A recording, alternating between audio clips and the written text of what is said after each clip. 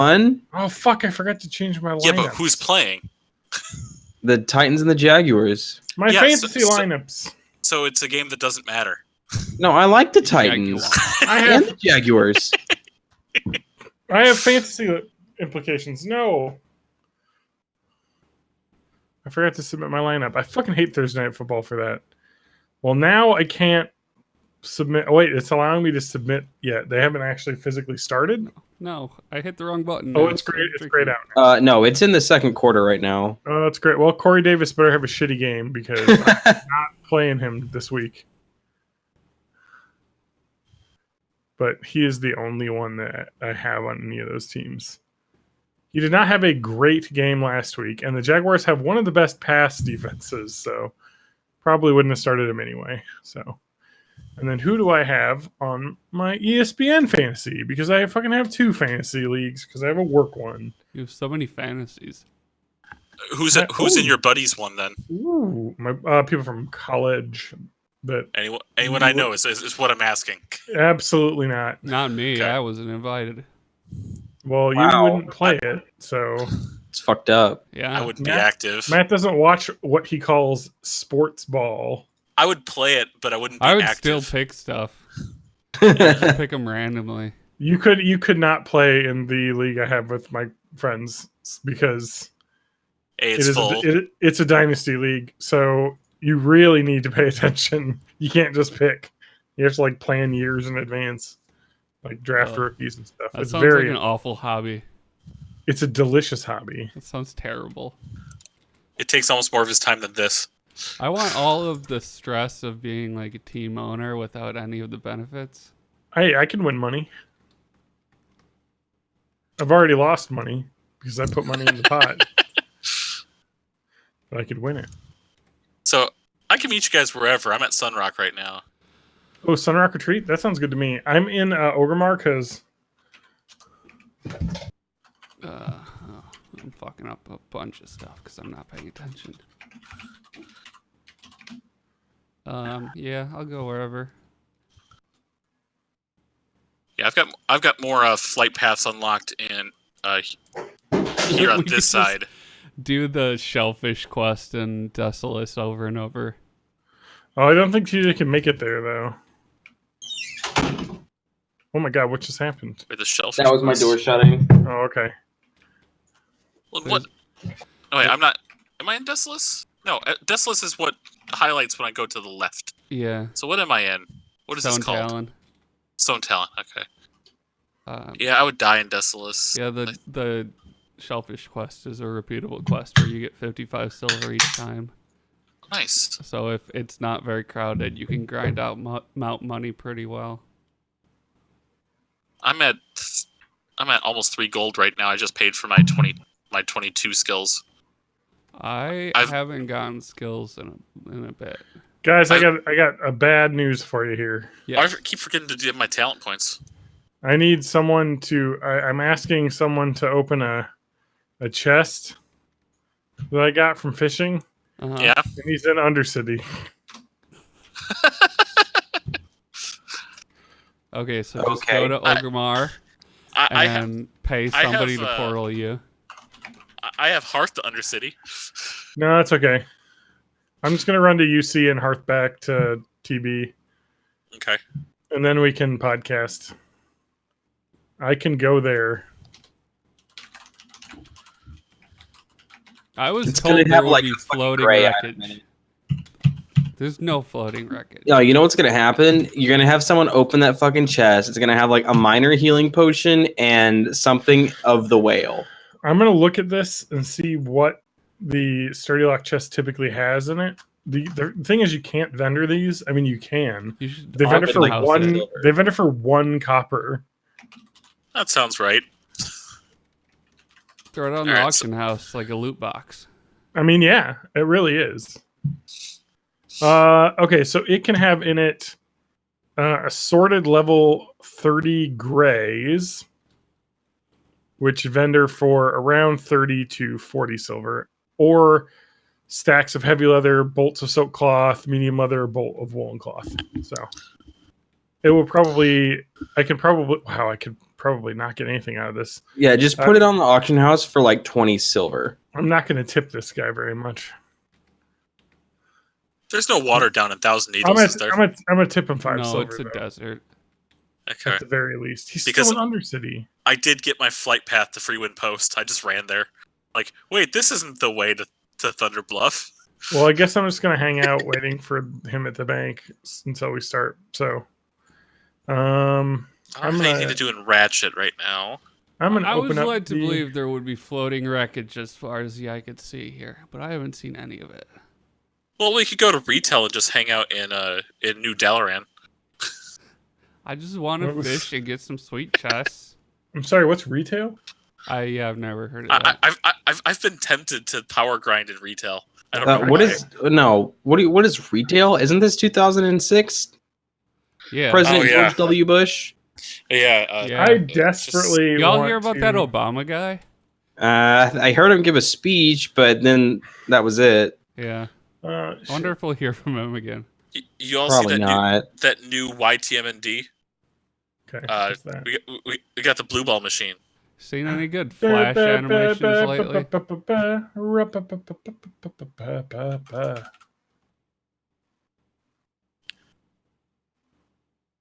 Have you guys been to this new website called YouTube? No. Well, I did once. It was just this fucking asshole at a zoo or some shit. Charlie bit my finger. It really hurts. No, Charlie. Ah, he did it again. See, I can YouTube. That kid's probably like 30 now. That kid- not only is that kid 30, he's probably a prominent member of the alt-right. He's 30 now, right? And still No. biting fingers. No, he's got- Oh, pro shit! Brexit. War Chief's blessing. Woo! Somebody killed fucking Red and Black Hand. Racist. Charlie Bit My Finger was 2007, so the kid would be 12 now. Oh. Still could be part of the alt-right. Charlie Bit My Finger, 10-year anniversary. 10-hour remix.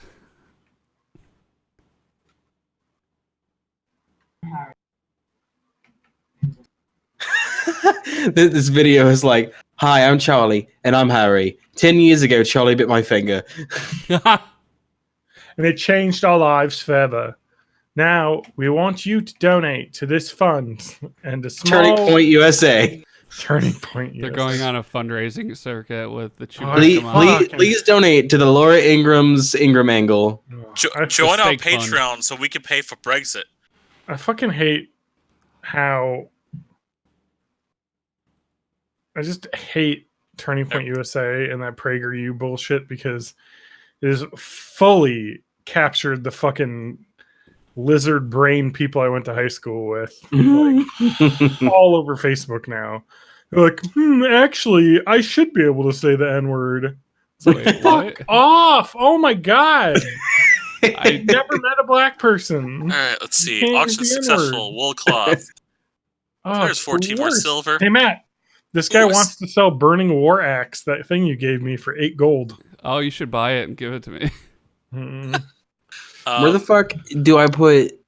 Hooray! I will Nobody- say that So was how an about incredible- Justin Trudeau, huh? He's... Oh, God.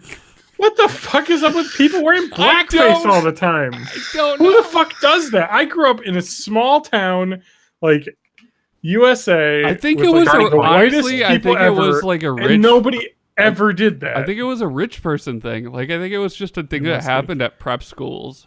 Yeah, he was like, "Oh, the servants dressed like this. 'Cause- I must yeah, also." like, I don't know. Growing up in small town Wisconsin, even like I knew that was fucked up. Yeah. Like what? Yeah, I remember being like, "Oh, wow, that's interesting." I remember blackface being a thing that was told as being super racist. So why would you do that? Yeah. I can't believe this guy is running all the way to Ogomar to get a 5 silver tip for me for opening this. That will probably have an item in it that I can't even fucking sell for 5 silver. Should I try to do the Silithid egg? I think that's where I stopped doing Baron's quests way back when. That quest sucks so much dick. So Yes, it does. I don't feel free remember to that one. not do it. All right, I'm going to actually abandon it because I already have 19 quests. Yeah, I'm going to get rid of this gray I'm complete on. I think I'm just overshooting the school of fish. In Sunrock Retreat, there's like little logs in the water we could all stand on while we fish. Yeah. And ribbit like the Budweiser frogs. Where do these go? I killed these Grim Totems. Where do I have to go? Oh, southeastern edge of that. Okay. I have to go back to the Barrens. Oh, that's the same place.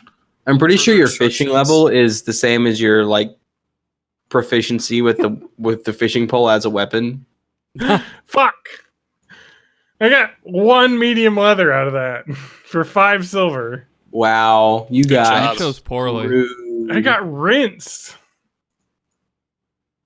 I thought it was going to drop more than one thing in that list.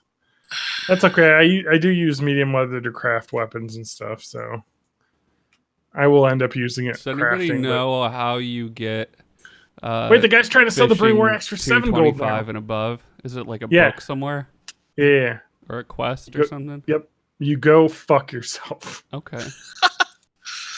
I'm sorry, that was harsh. I have no clue. If we're waiting, I'm going to fly to Crossroads and then start running back 'Cause to it was- the border. It was already a book to get this high. So I'm glad herbalism, you just go to any herbalism trainer for all 4. It's the Thank best. you, Alfalfa. yeah, usually it's Alright. like for everything Profession else guide, it's I'm like looking it up. just a book for the highest level or something. But Oh, How to I make fly away right gold. as I join the group. Cool. wait, reset recount. Okay. Oh, there's a bunch of you have to go to is it quest? Artisan fishing, Nat Pagel quest. To become okay. an artisan fisherman, you must complete Nat Pagel, Angler Extreme from Nat Pagel. This quest becomes available once you reach a fishing skill of 225 and are at least level 35, though the recommended level is around 45. So be careful if you're a lower level, because you're going to have to go to what zone is a he bunch of. He is in Dustwallow Marsh. in? Okay. He is a bunch of specific fish that you need to catch. That sounds like a pain in the ass. The reason why you have to be high levels, there's one in Fairloss, Okay. which is like a level 40-ish zone. It's like 45-ish. Yeah. All right, are we really going to like Sunrock Retreat to fish? I am in Sunrock Retreat at the moment and fishing. All right, Cool. I am flying to Sunrock Retreat to fish. All right. I will fly have back there after I stuff turn to these talk quests. about already, Yes, so do I. so I will have to run back to Gromgol. And I've got some Reddit ships to talk about. So good there. We can talk about our lives. I'll talk a little bit about Switch stuff right now because I've got an anecdotal story and I have a thing related to a new feature on the Switch Online and an anecdotal story about that too. you think it makes a difference if I zeppelin to Orgrimmar and fly to Stone Talon, or if I fly to Booty Bay, boat, and then fly? I would just go to Org Okay. Yeah. if you're in Gromgol. Yeah, I'm getting there. I hope this was faster. I think it is. What are you running? I'm about to fly over your head. No, I flew from Stone Talon to Crossroads to run to the border to turn in 3 quests Oh, because I think that was faster. I don't know. Let's open up the old stream. I have a quest to Mobile pick up at dashboard. Crossroads. It says the swarm grows. Is that like a RFK quest or an RFD quest, maybe? There are quests at Crossroads for like weirdly. I think I even have a quest I can pick up at Crossroads. Guys, let's talk about the. Oh, I have Let's 2 talk quests about done. what's going on in Baron's chat right now. Oh, Okay. Baron's chat has been even worse than before. Gonorrhea, my friend. Did he just say like MAGA kill all women? No. But I want to make sure it's actually my friend, or it's just not another spelling of gonorrhea. Oh, he is. Oh, his GONNAR. GONNARHEA. Yeah, level 40 warrior. Tired of being the highest level in your guild? Tired of running people through stuff and doing their quests? Stop being a whiny bitch and come work together with us to do that stuff, idiot. Join the guild. Your mother's a horde. Well, he was nice to me, so. Pretty sick your mom joke, though.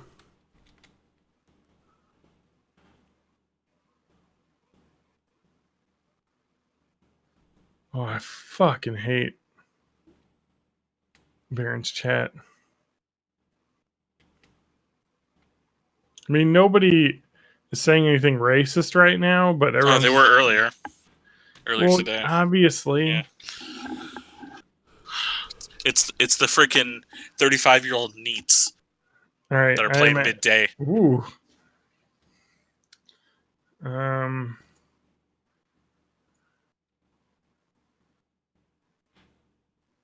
I'm gonna ding 23 if I turn in the Ratchet quests too. Congratulations. Not yet. Board the platforms. Break the targets. Congratulations. What is that from? Is Super that from Smash Super Brothers Smash on Brothers. Nintendo 64. Board the targets? Board the Man, platforms. That was in my head. That voice just came back to me because I've played that game so many times. Board the guys have- platforms. Do you guys have War Chief's Blessing? Because I fucking do. No. I'm on the That wrong is- continent. Increases hit points by 300, 15% haste to melee attacks, and 10 mana regen every 5 seconds. That's Matt, almost double my how the hit fuck points. are you not here? I don't understand the question. He's not even on our continent yet. I know. What the hell? Spinky, I don't think there Hold are on, I pools. gotta cook some stuff before I come. I don't think there are pools that spawn in this water, but I know where there is a water that some do. Matt, that's a really unique fetish. Gotta make this Where is the bacon, water? and I'm done. It is just the pond straight north of us. Okay. Or we could go to Windshear Crag, and I believe there are Nah, pools. fuck that. That's all the goddamn Booty Bay people are there. That's not true. It's mostly horde only over there. No. Goblins. Oh, that's pretty racist. I mean, dude, I just don't want to go around goblins. Not all goblins. Wow. Oh my Not all god. goblins. Look, I don't mind goblins as long as they, keep with themselves. You know, Look, if they're one of the good goblins, then it's okay. But There's white goblins too.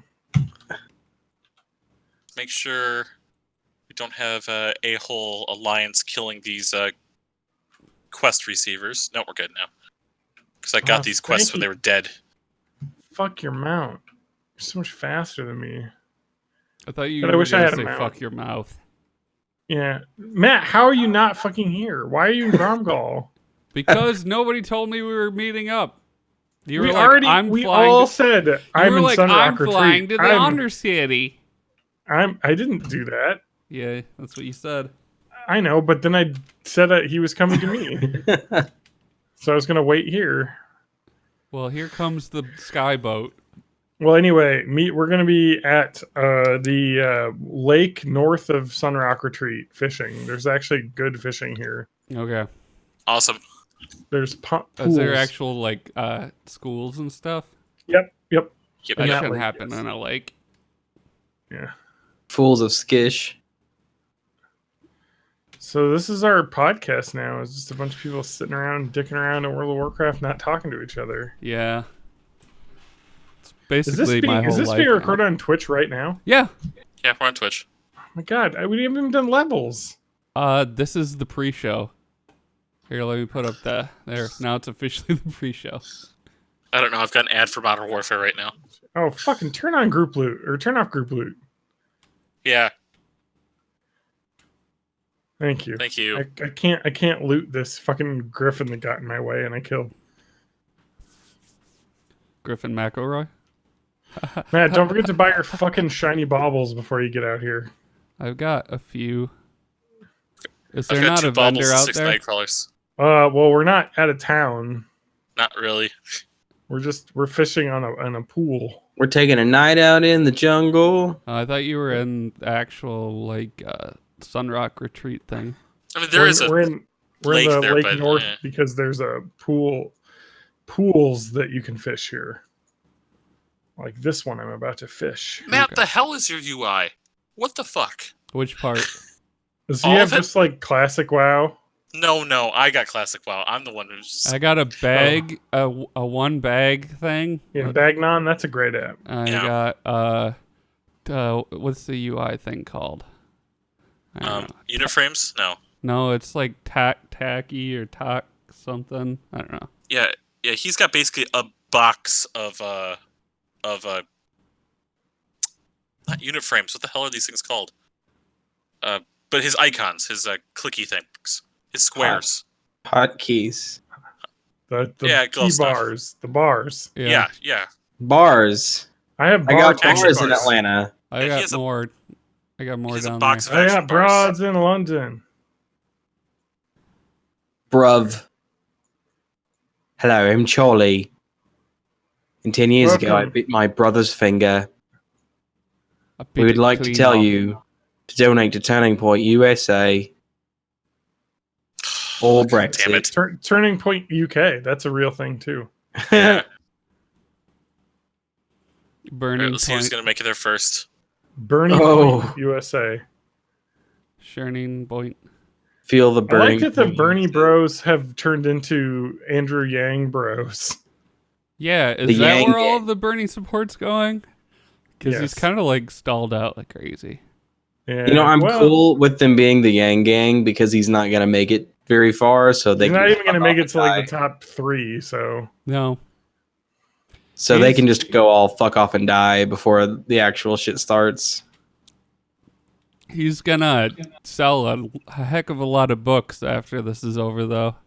So things are Damn gonna it. turn out well for him. All right, we got our first racist thing here in the Baron's chat. Oh, all right, say it. Trump No. 2024. okay. What does that even mean? It means 3 not gonna terms. listen to the Constitution. You know what? Fuck the Constitution, actually. Yeah, the Constitution can suck my dick. Oh no. Oh fuck, I'm fighting Yeah, a it'd be raging nice. cliff stormer with my fishing rod. What have I done? Ah, I There's found her pet floating cats in wreckage. this game? Yeah, you have to be Yeah. Alliance though. No, somebody's selling a cat carrier, Black Tabby, for 9 gold. I just got a green off of this stormer. Oh, someone just freaking said Yang Gang over here. Off this daily stormer. What is this? You lie! Someone You by didn't tell the- me about this. Someone by the name of Waifu Slayer, of course. No, get the fuck out of here. Too late. Did you say What? waifu slayer? Yes. Why? That Man. person just said Yang Gang in chat. Oh, fucking floating wreckage, Spanky. You were fucking holding out on me. Get out of here. I was Alright. getting this. It's too late, baby. Yeah, it's too late. All right, heading back. I'm gonna beat Matt there now. Yeah. Fucking. I'm gonna stop fuck. off and get some extra baubles. Man, Do I you have could enough have money for that, Matt? Yeah. flown to Ratchet and back for that. I've got 4 Oh, gold. dude. Hey, check it out. Check out what I can fucking do that you can't do. What, ride a mount? Nah, well, yes, but get over here. Okay. Where I'm at. Are you gonna water walk to fish on the fucking? Yeah, Yeah. I see you. Yeah, he would. Hey, guess who else can water walk? Me, if you cast that on me. I don't know what you're talking about. I'm gonna fucking. All right, I'm How gonna long ruin does your that fucking day over last? here. Can you just stand on top of the water and fish? Yeah. That's what I'm saying right now. Nice. That's a 10-minute cast, isn't it? Yeah, 10 minutes. Called it.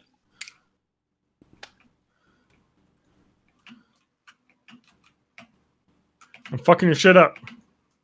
Try and click that. You click that. Do, do, do, do, do, do, do.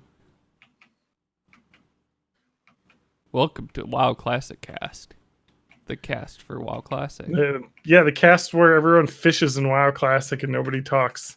It's a podcast, guys. Welcome to World of Warcast. Welcome Where to are the my herbs? instance. What's another like fake World of Warcraft podcast name? World of Warcast is a real podcast. No, I know, but I mean, I'm like thinking of. Let's think of other fake ones to be. I think the instance is really good, but I'm assuming that is also one. Yeah, it is. It's been a WoW podcast for forever. So what you're saying is instead of calling it the WoWcast, we're the OWOcast? What's this? Oh, whoa. What about All Talk Valley? All Turok Valley? All Talk. What about Valley? Alt-right Valley? What about Is Alt this funny Iraq because Valley? It's just funny because I just recently listened to the first episode of Born in the 80s, and like the entire episode It's is like, what's the name gonna be? fucking talking about the shitty names that this could have been called. Are you talking episode 0? Yeah, episode 0. What were what were some of the shitty names? I don't even remember anymore. Oh, there were some really bad ones. Well, because podcasts are really hard to name. There was a lot of like Party Platypus ones. Yeah, because that was the original The name. Party for the- Platcast, yeah.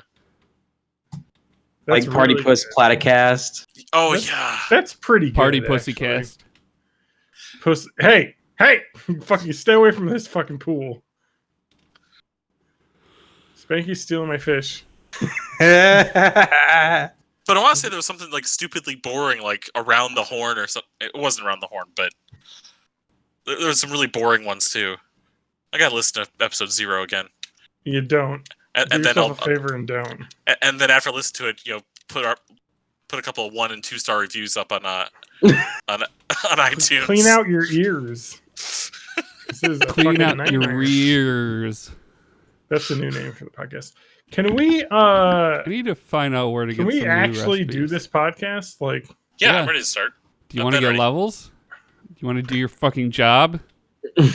whoa. Hang on, I gotta get my microphone a little further away. That's All right. fine. I I gotta did do my level. I gotta finish good. fishing this pool. of sagefish. Hey guys, can Herb. we start? Fucking Oh, Herb. not now. I gotta do something first. I'm trying to make money so I can buy my mount because Spanky stole all of my money. I Yeah. gave it back to you the next day. I don't know. I don't remember getting. But was it. I there think I have to interest? send it again. Got lost in the mail. You have to send it again. Why do we have 2 undead in our group? Yeah, it's pretty Undead fucked are up if you ask evil. me. Don't be racist. I'm not Yeah. being racist. I'm just being honest. You guys It's- like murder people for fun. There's a quest that undead can't get. I think that's pretty racist. Yeah, it is. Yeah. It's Look, and- there's a and it's quest where I Forsaken. murdered a puppy. That's Yeah. true. You worth it. poisoned it to turn it into a monster and then murdered it. Yeah. Yeah, do you know how many people that I've killed with poisons just because I need those quest experience? It's worth it. 100% worth it.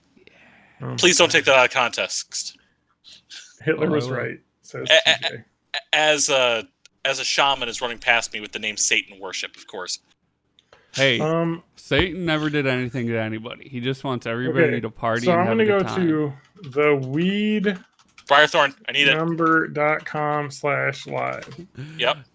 Holy Nerf shit. QQ Briarthorn. and Baron's chat says Barney Sanders is a commie. Stop. Briarthorn. Guys, everyone be quiet for a second. I'm gonna get levels. So fucking shut. There's a fucking ad on your Twitch page. This is bullshit. It's like a 20-hour long Modern Warfare ad. Look, Black Ops 4 completely soured me from Call of Duty. I don't know if I'm gonna buy the next one. So much fucking pay to win shit. Alright, here we go, Matt. Matt, your frame rate's pretty hitchy on Twitch. Is Just it? gonna say. Yeah, it's I don't know Not why great. that would be. stop downloading all that porn in the background. Alright, here, let me get levels. This is John talking, Matt, go. Hey, it's your boy Matt. Fuck this, I'm a fish. Alright, and then TJ. I just said fuck this, I'm a fish. And then Spankers. I would not like to fuck it if it's a fish because that's kind of weird. Alright, Spanky's a bit high level wise. Haha, you're high. The Matt- weed number. Matt's a bit low level wise. Okay, I can turn mine up. Matt should be turned up a little bit. Turned up. the beat. And then Spanky should be turned down a little bit. I'll have to do that in the thing. Meow, meow. Okay, let's try it again. All right. This is John talking. Matt. This is Matt talking. Spanky. This is Spanky talking. Spanky. This is Spanky talking. TJ. Recursion. This is John talking. Spanky. This is Spanky talking. This is TJ talking. This is Matt. Go to matthagmusic.com and Yeah, download all of TJ's music. We sound And good. I'm Adam Ham. Oh, we should get him back on some point. And I'm Lance. Oh, you don't want to be Lance. Okay, I'm Keegan Michael Key. There you go. You can Mercury Stardust. Mercury Stardust. Mercury Day. My, oh my. We're not going to use their dead name. It's Mercury, now. is not doing burlesque anymore, she said. What? I don't know. I'm just saying on Facebook that she said she was taking a break. Oh, maybe from performing. I Yeah. don't know. She like hurt her ankle doing burlesque. See, I moves. never find out these things because I'm not on Facebook. Yeah, this is Bruce on Weed. Facebook. Bruce Weed. Gotta get TJ this herb. is busy getting Herb. herb. Gotta get my herb. Get your TJ, herb on. You're a real herb. Gotta sell it for CBD oil. I got some of that. It was very expensive. All right, let's actually start the podcast. Are we ready? Yeah. All right. All right. Oh man, I don't know how I'm gonna have the intro to this. Like, I don't think there's gonna be any bonus content after this episode because that I'm not gonna subject people to us just rambling about World of Warcraft. So, I guess we're all oh fuck yeah, more sagefish. I don't even think sagefish are that good. No. You can cook them though. You can and then sell them for slightly more. I think they sell for like a couple of copper. No, they don't. A stack of sagefish sells for 6 copper or 6 silver. Oh But yeah, then if you stack. But then if you cook them, I think it's 8 silver. Anyway, I'm ready to start if you guys are. So let's observe a moment of silence so that I can get a good edit point.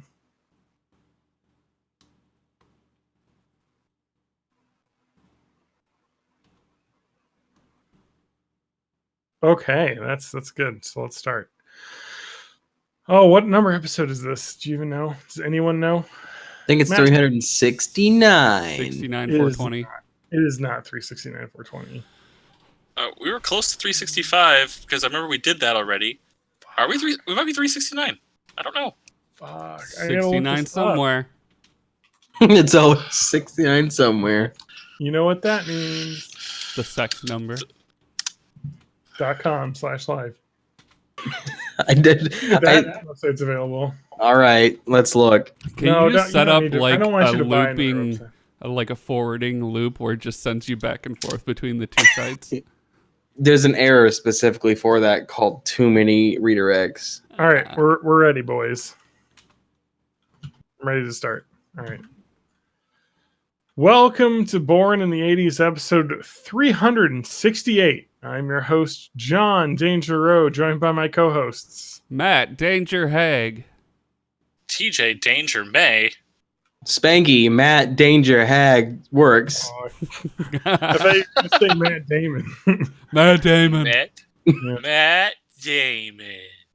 What's up, Tubby? Yeah, Spanky is I guess you're an official host of the podcast now. I guess so. Official Thought we did- co-host. Thought we did that as of a couple weeks ago. I Yeah. think we said it offline, but not officially on the podcast, so people. Okay, wouldn't fair know. enough. So I you want get people your to know. name tag and You're your a valued vest. contributor, and we should probably also have Ewan on as well. At some point. Ewan. The problem is that he doesn't play World of Warcraft Classic, and honestly, that's the entirety of our social lives at the You can moment. get Yes. started though. You know, it's pretty. Not easy. even It's just social 15 life, but like bucks. work life, It's private life. it's not the entirety of my gaming life right now. Oh, and it's- okay. This is a and good it's segue. not- Yeah, it's not just because I picked up Final Fantasy VIII Remastered and I'm kind of addicted to that game. Well, I haven't played that in a week, but Nintendo had a direct recently, including an Yes. update that they did to the Nintendo Online service. So, Yes. Oh So, my God. Yeah. I I'm wanna going talk to about refer this. back to the podcast where I got robbed Okay. back in January of 2017. The robbery The heady episode. days. I will find that episode. But that was the day for the Switch reveal trailer. So we were kind of responding on that live. I was late because I Yes. got robbed. Yeah. So that being said, Oh, you actually got physically robbed. Yeah. Oh, At yeah. gunpoint. At gunpoint It at was GameStop. very fun. Yeah, it's lovely. I'll have an episode number to refer back to in a bit, but during that revelation, they said that they were going to, at some time, start charging for online service on the Nintendo Switch. Yeah. And they said as part of that, there'd be a couple of extra things that they'd be giving you. Access to this, access to this. And then on their website, after they had done that announcement, one of the things it mentioned was access to an online repository of NES and SNES games, Nintendo and Super Nintendo games. But they immediately backtracked on that SNES claim almost a week later. And people were like, no, we saw this. We know it was here. That's not what we meant. Well, this most recent Direct, they went ahead and added, I want to say it was 21 Super Nintendo games to their... And Super Famicom. Oh, yes, because we do have Puyo Puyo 2. Which is in, I believe it's in full-ass Japanese as well. I think so, because didn't Puyo Puyo 2 come out in America as Kirby's Avalanche? I don't know. All I know is that Dr. Robotnik's Mean Bean Machine is Puyo Puyo. Yeah, that's also Puyo Puyo. So they've added a bunch of Super Nintendo games. So I went ahead and started playing one of my quick play favorite games from back at the time. And it was one of the launch titles, if I remember correctly. Pilot Wings. So, Oh, yeah. Pilot Wings. So It Pilot sounds Wings familiar. is a... I don't even want to call it a flight sim, because it's multiple different kind of flight flying devices that you would do, and you get points based off of the way you do things, whether it's the way you landed, kind of hitting targets, and it took place with 4 different events: light plane, rocket belt, hang gliding, and skydiving. So, fortunately, from day one of the SNES Online features, they have incorporated one of the new additions to the NES Online features, which is Rewind. So wait, really? It has Rewind in it? It has Rewind in it. So I kind of just, in one day, beat the whole game, including playing some of the bonus stages I never would have been able to do, because landing precisely on a moving platform is hard to do. But if you can rewind and just retry as many times as you want, I guess I can do it now. Then eventually you can just like Groundhog Day yourself onto that thing. Now, Exactly. I gotta say, I've played the NES with Rewind on the Switch. I want to say it was Mega Man 2 or 3 or something that's on there. And Mega Man with Rewind is hilarious because it almost never actually helps you. Like, if you mess up in Mega Man, you usually have to go back pretty far. So if you go right, how far back does the rewind mechanic take you? 15 seconds? Something like that. That's not It's 15 or 20 seconds, but it's done via kind of not nested screenshots, but consecutive screenshots, and you kind of go back to one of those. It's funny because it'll even play the music in like reverse. Does it? Really?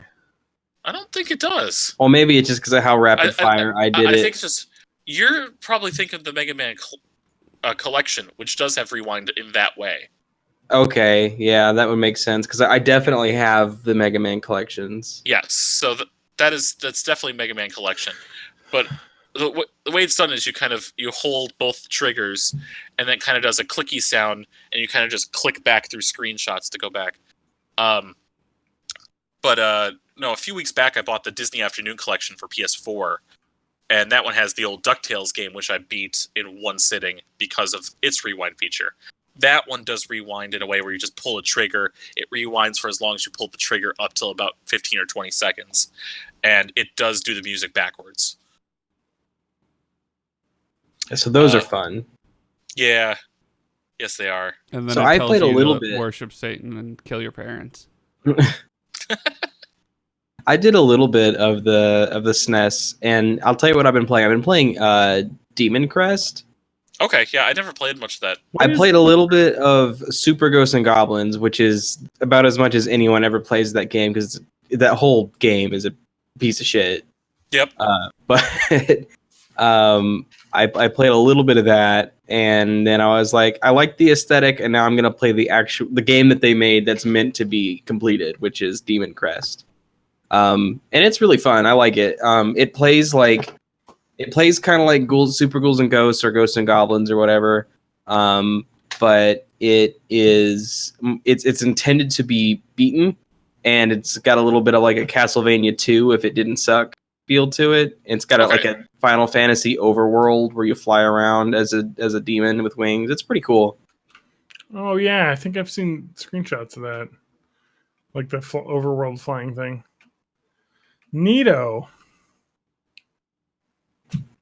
I've only been playing one game, so Puyo Puyo. Same. yeah. I actually did play Puyo Puyo on there, and I also played Yoshi's Island? no, what else? Zelda? Super Mario Kart with my wife, because Oh yeah, that's she wanted to play video games, and I don't like a lot of the video games she likes to play. She likes bad video games, like Super Mario Party and all that shit. All video games are bad. Just gonna cut in with that. I mean, you're right, but like she likes the even worse ones. So see, I like those. Like Sims for PS2. No, which has a 2-player mode. She likes what's it called? Like all the Lego games. I really don't like those. Dude, I love the Lego games. I don't mind them. They're nice, the one mindless. I played was really fun, but that was like years ago. I think it's like Island. I think the different. Reason I don't like them is because there's like zero consequences to anything that happens. See, that's the only kind of game that I'm good at. I like the Lego Star Wars games. Well, I just can't get into them. I don't know why. See, I play those games like I play Kirby games. Kirby games are meant to be, it's easy if you just want to beat the game. Yeah, that and Yoshi games too. But if you need to do everything, this game is difficult. Yeah. Like insanely difficult. That's how I play the Lego games. Is I just need to. I just feel like there's so much going on, and there's so little. Like, I don't know. Maybe I'm just an old man, because like whenever I'm playing, I can like never follow where my character is, and I'm always like, what's going on? What are we trying to do? Everything's exploding. I do think the Lego games are more fun if you play the ones that don't have voice acting, that just kind of have the grunting and miming. I suppose. Like the old Lego Star Wars. Grunting and miming. Yep. 90% of my parenting. Hey, I mean, that's pretty good, though. I mean, you and Tim Allen both. Remember when Tim Allen went, Yeah, that was I remember that. Great. Remember when he went, I'm being persecuted because I'm a Republican in Hollywood? Yes. My favorite part really about when people do stuff like that is that they don't realize that they're not being persecuted for having different views. They're being persecuted for being a dick about it. Yeah, and like, also there's a difference between disagreeing and like being incredibly unlikable. Well, that's like, so like back when I was in like the like fucking religion kids scene in high school, because for some reason I was like friends with a lot of kids that went to the Baptist church, and they had a fucking entire basketball court in like the like activity center near their church. So it was fucking and because awesome. you wanted to hook up with some religious chick. Yes, that's also true, but that never happened because she was a religious chick. But there's the flaw in your plan. Well, yeah, it really was a big flaw, and also she turned out like, I don't know, she maybe not be an awful person. She's really smart, but like she had some really bad ideas because she was religious. So you know what I mean? Yeah. Like, you know, people like that. They're like, anyway. So they had a cool full basketball court and play like dodgeball and shit. And like when you're like in high school, you're like, this is fun. Let's play dodgeball co-ed. That's not like, I don't know. It was just a lot of fun, because we didn't drink or smoke or anything, so there was really nothing else to do. But yeah, like Stephen Baldwin, like I went to Life Fest. Look up what that is. No, I know what it is. It's like, It's I forget if it's referenced by name or if it's parodied, but in The Boys, yeah. Yep, you're right. I just watched that episode, but I can't remember what it's it was a called. Christian rock festival, and going to that as a not super Christian, like Catholic kid was just like, oh boy, huh? These fucking people and their Jesus, huh?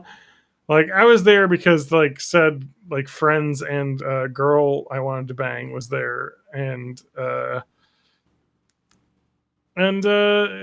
Stephen Baldwin had like a talk where he was like, Hollywood, it doesn't like me because I'm religious, and that's why Hollywood doesn't like you because you're Stephen Baldwin. That's where it's gonna go. The worst Baldwin brother, and that's like he was like, I can't get any jobs because of my religion. It's like, no, you can't get any jobs because you're a bad actor. Yeah, like, you just fall in the crutch of the fact that you're religious. There's plenty of fucking religious people making shit, and they didn't cast you.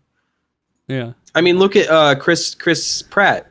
Yeah. Chris Pratt is like annoyingly religious, but he's a fantastic and hilarious actor. Yeah, so he gets work. Well, and he's also not like a super dick about it. Which I'm assuming. Yeah, but his church that he belongs to is a pretty big dick about it. Yeah. Just in general. But he can just say, well, every fucking person's like that though. That's in a church, because every church will have some fucking crazy shit about it. And you're like, well, I'm just here because I like to. As a former Catholic, we've done nothing wrong. That's true. You're right.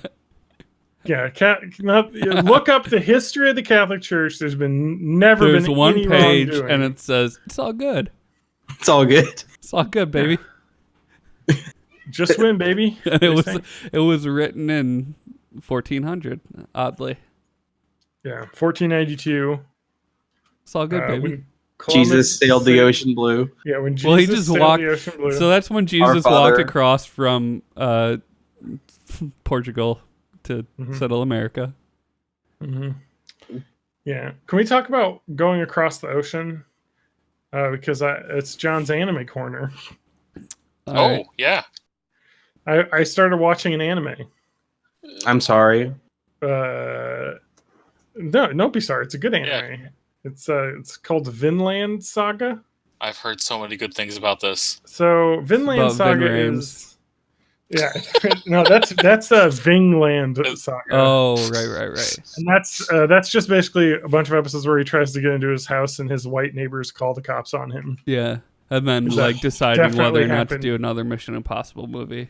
Yeah, because it's good money, but he has to work with Tom Cruise. So, hey, I've heard Tom Cruise is a great guy to work with, but I suppose if you're like, most psychopaths are very friendly and personable when you meet them. I mean, you're not wrong. I can't argue with you in there, but I've heard nothing but bad things. Skull Priest and Stone Talon, guys. Oh shit! I got a watertight trunk. That's what I call your mom's snatch. That is not watertight. Nice, very good. I should have said butt. That'd be better, because trunk is, all the junk in the trunk. Yeah, well, a trunk is a butt. Yeah. Or a nose. This butt's for you. But anyway, my anecdote ends with Stephen Baldwin's a bad actor, so. That was a good story. You can be Vinland religious Saga. And terrible, too. Yes, Vinland Saga. So, you guys know about Vikings? Yes. Like Iceland? Oh, yes. I thought from Minnesota. What if there was an anime about Vikings and it was really historically accurate trying to be, and also sad and incredible gory action sequences? I might be into that, actually. So yeah, the story is really cool. Basically the main character is, I have only seen the first episode, but I know kind of the first opening plot arc, because it was a manga that's been around forever, forever. I think it's been this has been one of the animes that are we need to have an adaptation of this manga into anime form because it's so good. No, so in everyone's pog like- form. Yeah. So like, well, there's been so many good mangas that become horribly shitty anime. Berserk is a really bad anime, and it's like one of those acclaimed mangas. So everyone was worried about this, but they made it, and it's a studio that's not one of like the big name studios, but oh my god, is this anime good? Like the action sequences are extremely well cut.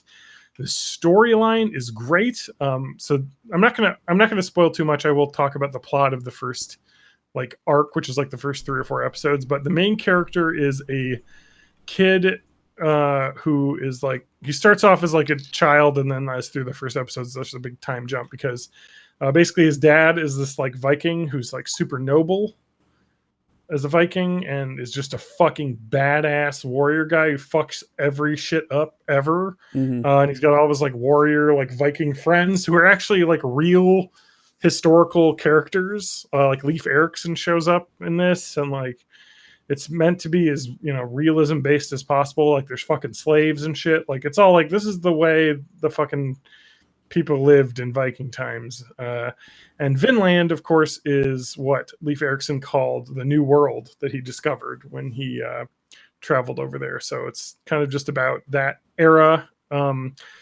But the main character's dad is like super noble, but he runs afoul of this like mercenary guy who basically is super cunning and conniving and has no scruples with deciding to fuck with this guy and murders his dad basically and kidnaps the kid and is like, hey, I'll let you duel me, because the kid wants revenge because this guy killed his father, and he's like, I'll let you duel me when you prove yourself in battle. And so it's basically this like kid is kind of like with this mercenary band. It's like the full stories about this kid like being this like wide-eyed child who was like his dad's. It's like God of War, if you've played the God of War, where he's like, he doesn't want his kid to become like him.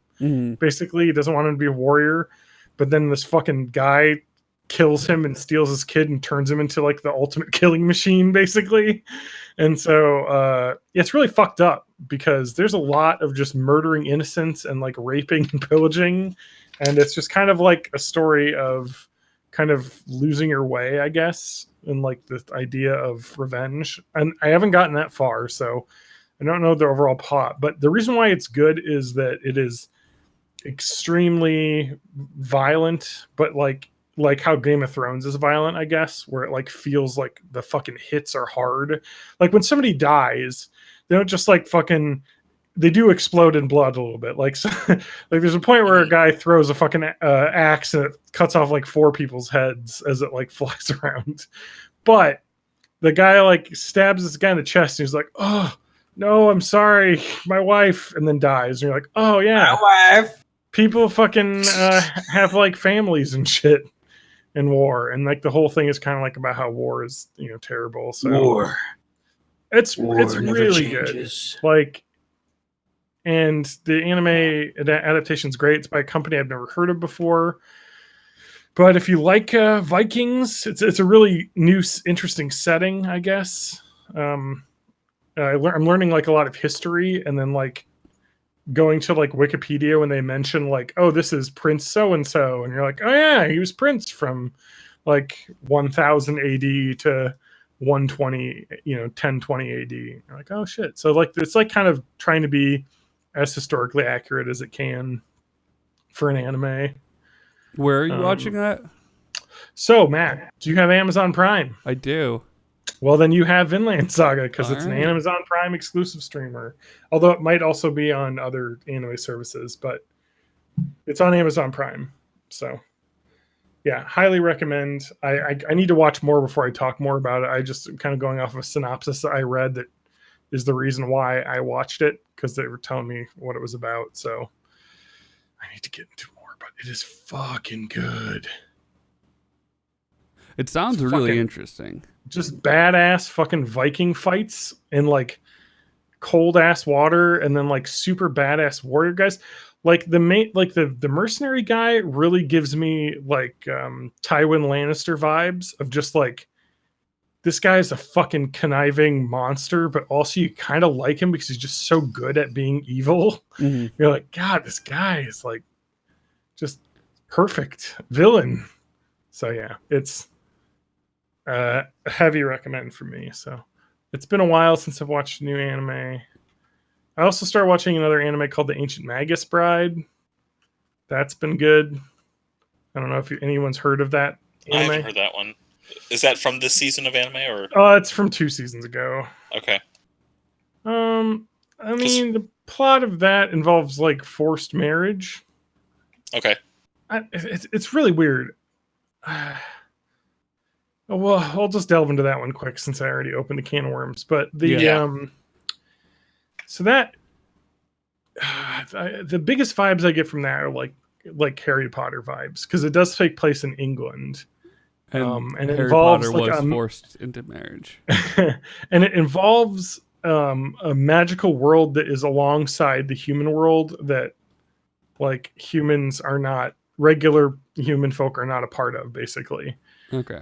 It's different in Harry Potter in the way it's not like they have like a society. It's just that like there are like maguses and other people that can like control these magical powers. And the plot is this girl who's 15, who's an orphan, is sold at an auction.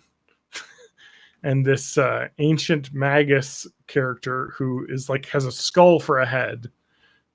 He's a very fucking creepy, scary looking guy. Buys her for like I think $10 million or 10 million pounds or something, and he takes her as his apprentice. And then he also says, "But also I intend on marrying you." So it's like kind of like forced marriage, but not. It's an anime written by a woman, so it's actually kind of unique in a lot of ways. It's based on a manga. Because the main character is a female, and it's kind of rare in anime that you have a female main character that's being written from the female perspective. So it is kind of unique in that way, and you can kind of tell just the way it's just well written and put together. But the reason why that show is so great is the animation in it is fucking stunning because it's like, hey, what if there's a secret magical world that existed, and here's how incredible it looks because her character this is like there's like cats talk. Matt, like they're all cats can talk, so Okay. she like helps out some talking cats in a town, but all the people don't know that the cats can talk. She can hear them because she is, and this is why he bought her for the money, is that she is a very special human. It's rare that they're as magic attuned as they are, and she is able to like interact with magical creatures, and she like attracts magic to herself, including bad magic as well. So it's kind of like she's like a focal point for magic in the world. But that show's so good because it is just like gorgeous. Like the animation is some of like best like landscapes and incredible breathtaking scenery. And it is like the reason why I say it's like Harry Potter, it's because there's like an extremely complicated magical world building world that exists that you like kind of discover as you go throughout the show. I think that's why it's not like the fact that it's, trying to crib Harry Potter. There's no magical school or anything. This is just like a magic world that exists that's kind of like dying out. There's not a lot of new magicians and whatnot. It's kind of like that Mr. Norrell and whatever guy. Yeah. Show. I mean, I haven't seen that, but I mean, it's not the only reason I say it's that because it takes place in England and there's magic. But the other reason I say it is because it's like the main character is learning about magic while you're learning about magic. Very much like how the way the Harry Potter books are couched, where Harry is discovering this magic world for the first time.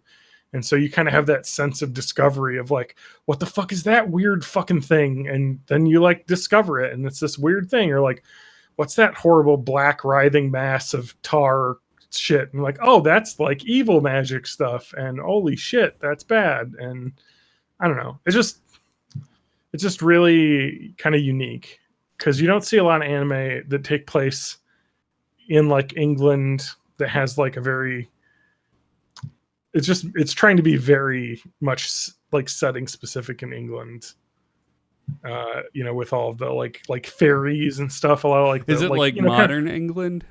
No. Yes. Okay. But the kind of magic-y stuff is not very modern. because of course these are people that So it's like the have old used magic ways. instead of technology. So you don't need a fucking car when you can just teleport places. Yeah. You don't need a toilet when you just teleport your poop out. Oh Jesus! Why did J.K. Rowling? Why? Details I did not need to know about Harry Potter. Everybody needed to know. I mean, you're not wrong, I guess. Did you guys know that Dumbledore fucks? Yeah, he does. Dumbledore A fucks lot. now. Johnny Depp. Dumbledore. That's who he fucks. Like, because that's Oh, really? I didn't see Yeah, the John- second Beast one. Dude, can you imagine how stoked people who wrote like back in 2000 and like 3 or whatever Dumbledore X Jack Sparrow fan fiction? they're like, They're like, boys, I knew it!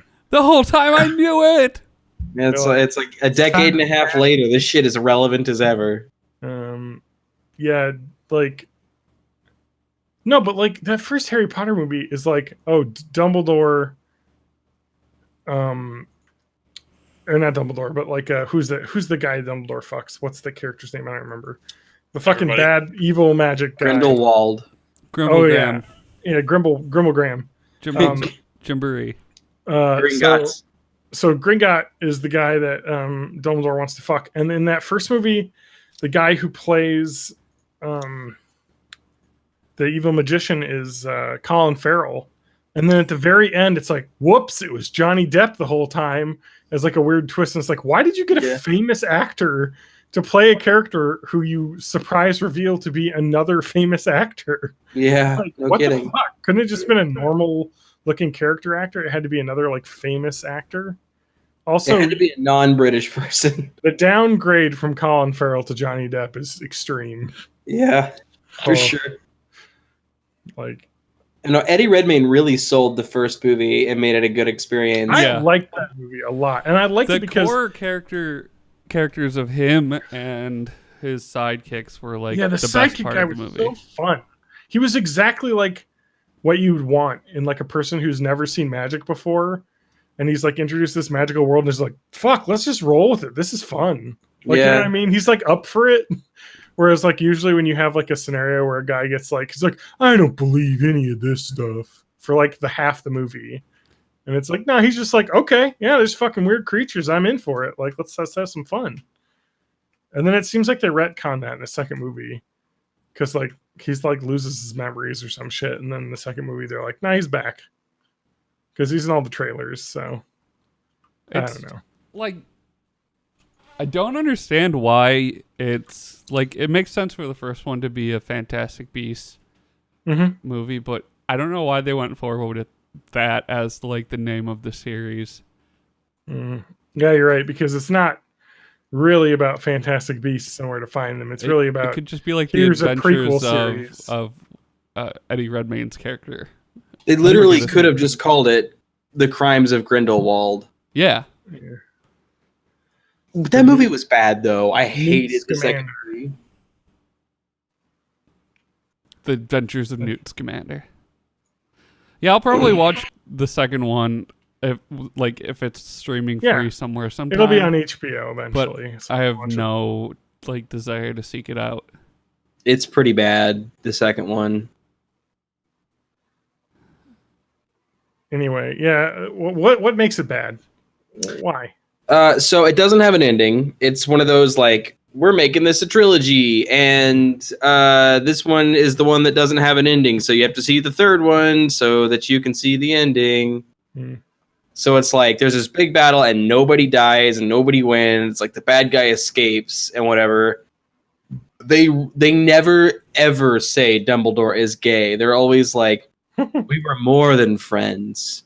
We were important to each other. And it's like just say that you're fucking want to bang.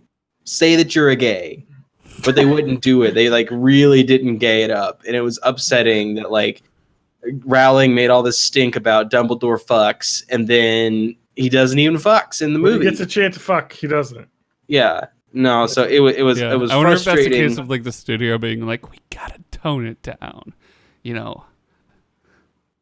Yeah, it was towing lines and just it was And then like the story itself was just like the first one was like, oh, here's Eddie Redmayne's character. He's really good. He's a good actor. He's very interesting. He's not super into the Ministry of Magic kind of shit. He's kind of on his own. He's on his own like sense of priorities in the world, and it's all about like saving the natural world and the magical world.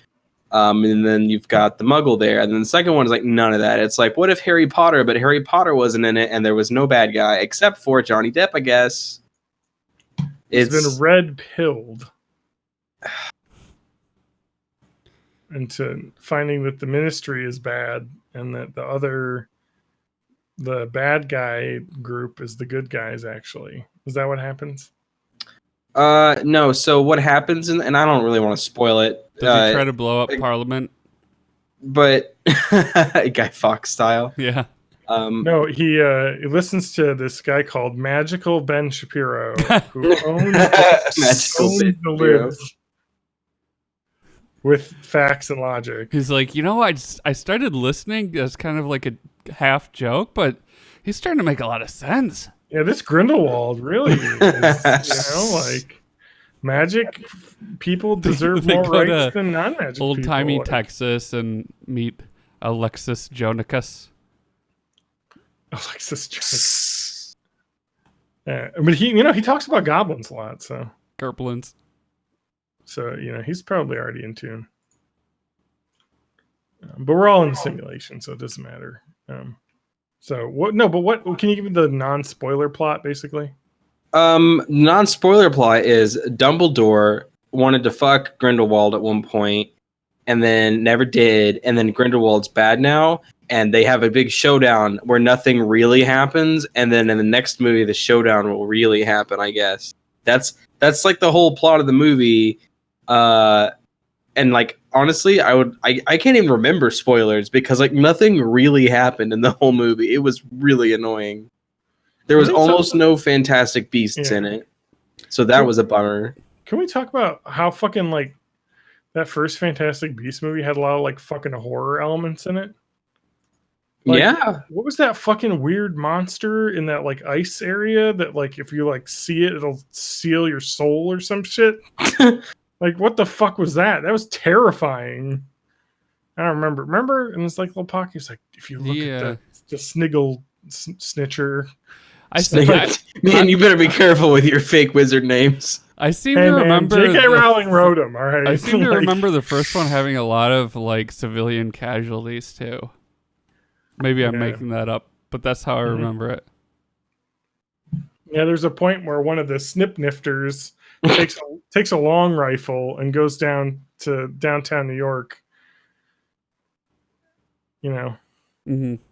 There's a lot of property damage. I don't know about people dying, like because that's like a Hollywood thing. You can just have like a building get blown up, but they're like, oh, the people like crawl out from under the rubble. So you're like, okay, well, that's nobody died. That's why I remember it sticking out in my head, like somebody got their soul stolen or something. Yeah, I don't know. And the other horror element of that is at the end when like the Ministry has them captured and they're like, all right, sit on this chair and we're going to have this black goo come up and steal your existence away. Like, remember that? Like, it wiped your memories out of your body and, like, turned you into, like, a... Does anyone remember this? It was like a black goo. I don't remember that. I haven't seen it yet. I think you might be mentioning I do. No, I remember what you're talking about. Yeah, I remember just being like, what is this children's movie? It reminded me of, like, you remember in... Who Framed Roger Rabbit? Like fucking like oh yeah, that shit that just like dissolves acid cartoons. That dissolves cartoons. Yeah, no, that's fucked up. That's real fucked up. Yeah, that was one of the most fucked up things I ever saw as a kid. Like, did you ever watch? Did you ever watch the Pee Wee movie, Pee Wee's Big Adventure, or whatever? Yeah, I watched it probably 100 times. Do you remember Large Marge? That shit fucked me up as a kid. So Large Marge, man. If you don't know what we're talking about, everyone it's my wife hadn't seen it and we watched it like maybe a couple of years ago. She'd never seen it as a kid.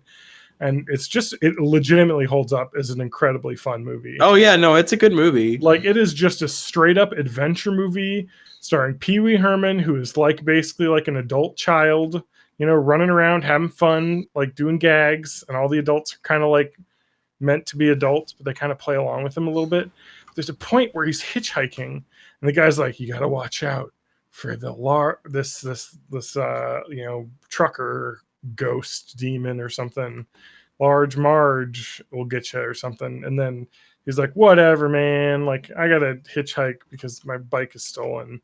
And then he hitchhikes, and this creepy trucker lady, and then there's this terrifying like claymation part where she becomes Large Marge, and like the light. I don't know. I'm getting scared talking about it right now. Just the sheer terror as like a 6-year-old seeing that really ruined you. Yeah. So yeah, thank you for bringing that up again, Spanky. I feel great. You're welcome. So has anyone else been doing anything other than playing World of Warcraft? No. Yes, Guys, I have. I've abandoned you for better fishing waters. You son of a bitch. I'm in the Venture Bros area. Not Venture Bros. What are they? Venture Company. Yeah, The Venture Bros. Venture Bros. And Winshire Crag. Oh yeah, there's water there. And there is tons of floating wreckage here. BRB. I'm just scooping it all up. I'm drinking up this milkshake. Yeah, so TJ, what have you been up to? So, I had made a conscious decision.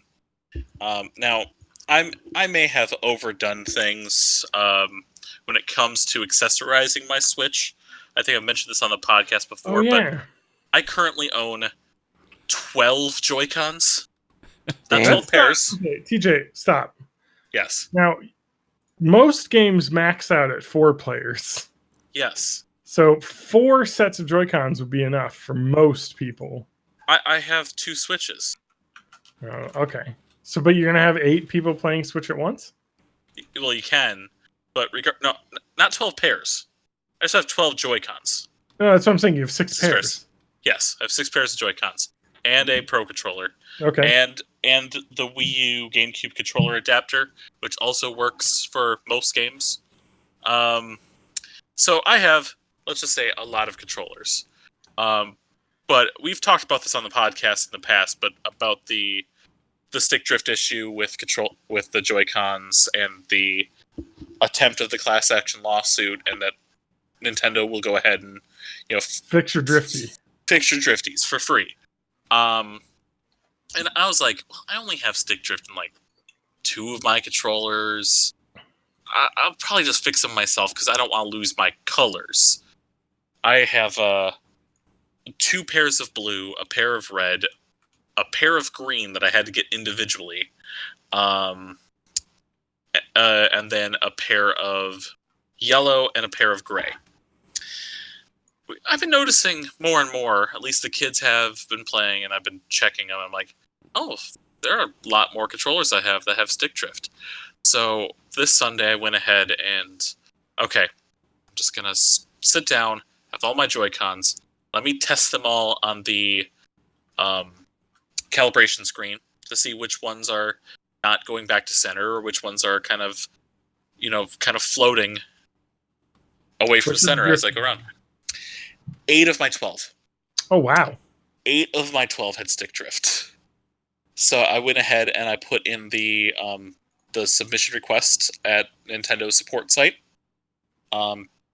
Tuesday, I had gotten the prepaid nice. UPS thing to print out, and I just sent them off on my day off today. So nice. We will see how that works. So you're controllerless for a little while. Well, I have 4. Okay. I have both my grays, which are the ones I got with my system. Okay. And then my right green and my right yellow. So you can use them as individual controllers, but you can't really use them as like paired up as a pair of Joy-Cons. Well, I have you can play Mario Party. I have 1 left, so I'm fine. But on the other side of that, I also have my Pro Controller still. And if I really need to, if I'm playing in docked mode, I can plug in my GameCube adapter and use GameCube controllers for things that don't need a lot of buttons. Just means my kids won't be playing as much Minecraft. Oh man, you gotta let them play Minecraft though. That's like the game where you learn math. They're teaching that in schools nowadays. Is what I've been told. There's something strange In your the neighborhood. Who are you gonna What call? are you gonna call it? Minecraft. Minecraft. Oh right, Matt. Thank you. You and I, same brain there. Can we talk about some other cool shit? Yeah. No. No. Okay. So I've kind of like been peripherally interested in the game Control, but I don't own the game Control. Yeah, I've kind of heard of that game, yeah. I wanted to get into it. I want to get into it because I really like Remedy Entertainment, who made like Max Payne games, Alan Wake. Oh yeah, Alan Wake's good. Yeah, so I have this game called Control, which is basically like a game where you take where you're like a character who goes to this like the Federal Bureau of Control, as they call it, and it's like a Men in Black kind of situation where it's like a bunch of like people are like discovering and exploring and documenting like unexplained phenomena in the world. So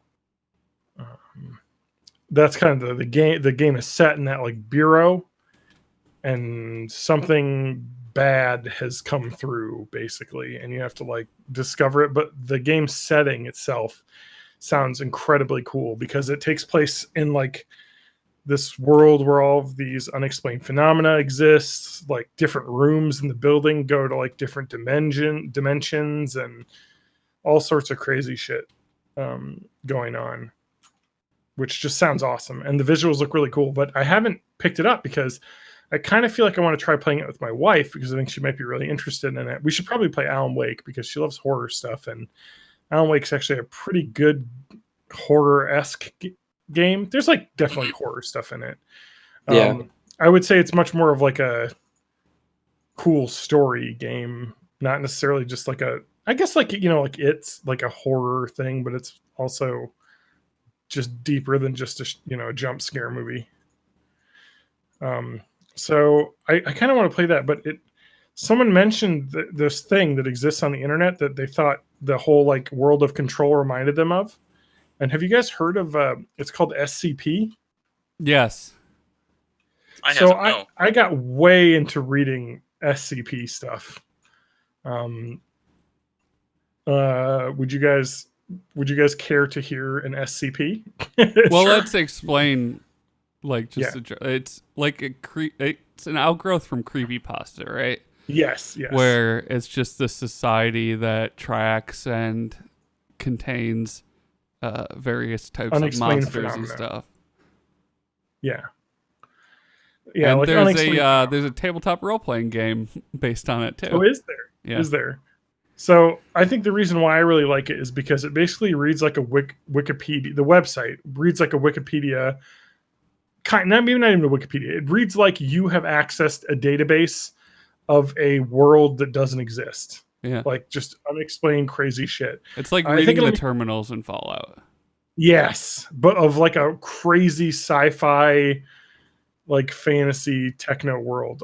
So I highly recommend anyone check this out. So it got me even more amped to play the game. The reason why I haven't played the game is because supposedly it runs like ass on PS4. And I don't think I want to try and play it. So I might want to play it on PC, but then can't play it with my wife, and $60. Whereas like if I were to go on like the Xbox, I could probably get it for like, or the PS4, I could probably get it like for 50 on sale, So it's just like, I don't want to deal with this. So anyway, I started reading SCPs, and let's just start with, I'll just read an SCP so you kind of get the idea. The SCP Foundation motto is secure, contain, protect. That's what SCP stands for. But it's actually really cool because like there's not only it's like a fan fiction for a fiction that doesn't exist. That makes sense. It's like a crowdsourced. It's like science a big fiction world. crowdsourced collaborative storytelling exercise. Yeah, and so like I think you can submit your own stuff to the library or tales, which I believe are like fiction written based on the world of SCP. So there's lots of stuff. There's incident reports in that, and like some of the SCP. So each like phenomenon has an SCP number. Um, so they so like some of them are probably based on like creepypastas basically, but like so here's SCP-001. So and I love the way that this like website exists, because they basically have written it up in like you're reading a terminal basically from Fallout. So like if you go to SCP-001, the website is scp-wiki.net, so it's really easy to get to. But if you go to SCP-001, the following files have been classified top secret by order of the administrator. General Notice 001 Alpha. In order to prevent knowledge of SCP-001 from being leaked, several /no false SCP-001 files have been created alongside the true file/files. All files concerning the nature of SCP-001, including the decoy/decoys, are protected by a mimetic kill agent designed to immediately cause cardiac arrest in any non-authorized personnel attempting to access the file. Revealing the true nature of SCP-001 to the general public is cause for execution, except as required under, and then it's a bunch of black bars because it's been redacted. Yep. And so if you scroll down, it says warning. Any non-authorized personnel accessing this file will be immediately terminated through Berryman-Langford mimetic kill agent. Scrolling down without a proper mimetic inoculation will result in immediate cardiac arrest followed by death. You've been warned. And then you can scroll down the page super long, and then it kind of has a fractal image, and it says mimetic kill agent activated. Continue life sites confirmed. Removing safety interlocks. Welcome, authorized personnel. Please select your desired file. And then there's a bunch of other SCP like files for proposals based like talking kind of about what SCP-001 is, and like this person's this is Jonathan Ball's proposal on how to handle SCP-001. So yeah, it's really kind of interesting because it's just like basically, I like how you get into a Wikipedia hole in the real world where you're like, I'm going to read about all this shit, and then you click around. Like you can do that with this, but it's like a sci-fi like future bureaucracy world that you're reading through. It's like super awesome. So I'm not going to read SCP-001 because it is kind of like it's the first one listed, so it's like got crazy shit around it, and that you can read like 20 files describing it. I'm going to read just one of these just to kind of whet your whistle. And it's coincidentally the first one I read, and it's SCP-002, the living room. SCP-002, object class Euclid. Special containment procedures. SCP-002 is to remain connected to suitable power supply at all times to keep it in what appears to be a recharging mode. In case of electrical outage, the emergency barrier between the object and the facility is to be closed and the immediate area evacuated. Once facility power is reestablished, alternating bursts of X-ray and ultraviolet light must strobe the area until SCP-002 is reaffixed to the power supply and returned to recharging mode. Containment area is to be kept at negative air pressure at all times. Teams, including a minimum of 2 members, are required within 20 meters of SCP-002 or its containment area. Personnel should maintain physical contact with one another at all times to confirm there is another person present, as perception may be dulled, skewed, or influenced by proximity to the object. No personnel below level 3 are permitted within SCP-002. This requirement may be waived by written authorization from 2 off-site level 4 administrators. Command staff issued with such a waiver must be escorted by 5 level 3 security personnel for the duration of their contact and must temporarily surrender their rank and security clearance. Following contact, command staff will be escorted at least 5 kilometers from SCP-002 to undergo a 72-hour quarantine and psychological evaluation. If deemed fit for return to duty by psych staff, rank and security clearance may be restored when quarantine expires. Description: SCP-002 resembles a tumorous, fleshy growth with a volume of roughly 60 meters cubed, or 2,000 cube feet. An iron valve hatch on one side leads to its interior, which appears to be a standard low-rent apartment of modest size. One wall of the room possesses a single window, through no such opening is visible on the exterior. The room contains furniture, which, upon close examination, appears to be sculpted bone, woven hair, and various other biological substances produced by the human body. All matter tested thus far show independent or fragmented DNA sequences for the object in the room. Refer to the Mulhausen report, cross-reference document 00-023-603 for details related to the object's discovery. Reference. To date, subject has been responsible for the disappearance of 7 personnel. It has also, in the time in its facility, further furnished itself with 2 lamps, a throw rug, a television, a radio, a beanbag chair, 3 books in an unknown language, 4 children's toys, a small pot, and a small potted plant. Tests with a variety of lab animals, including higher primates, have failed to provoke a response in SCP-002. Cadavers, as well, failed to produce any effect. Whatever process the subject uses to convert organic matter into furnishings is apparently only facilitated by the introduction of living humans. Here is the Mulhausen report, document ID 00-023-603. The following is a brief report detailing the discovery of SCP-002. Subject was discovered in a small crater in northern Portugal, where it struck the Earth from orbit. Encased in a shell of thick rock, the fleshy exterior of the object was exposed by the impact. A native farmer happened upon the site and reported his findings to the village elder. Subject gained SCP attention when the Level 4 agent posted in the area detected a small radioactive anomaly generated by the object. A collection squad of SCP security personnel, led by General Mulhausen, was immediately dispatched to the area, where they quickly secured the subject in a large container and individually sent to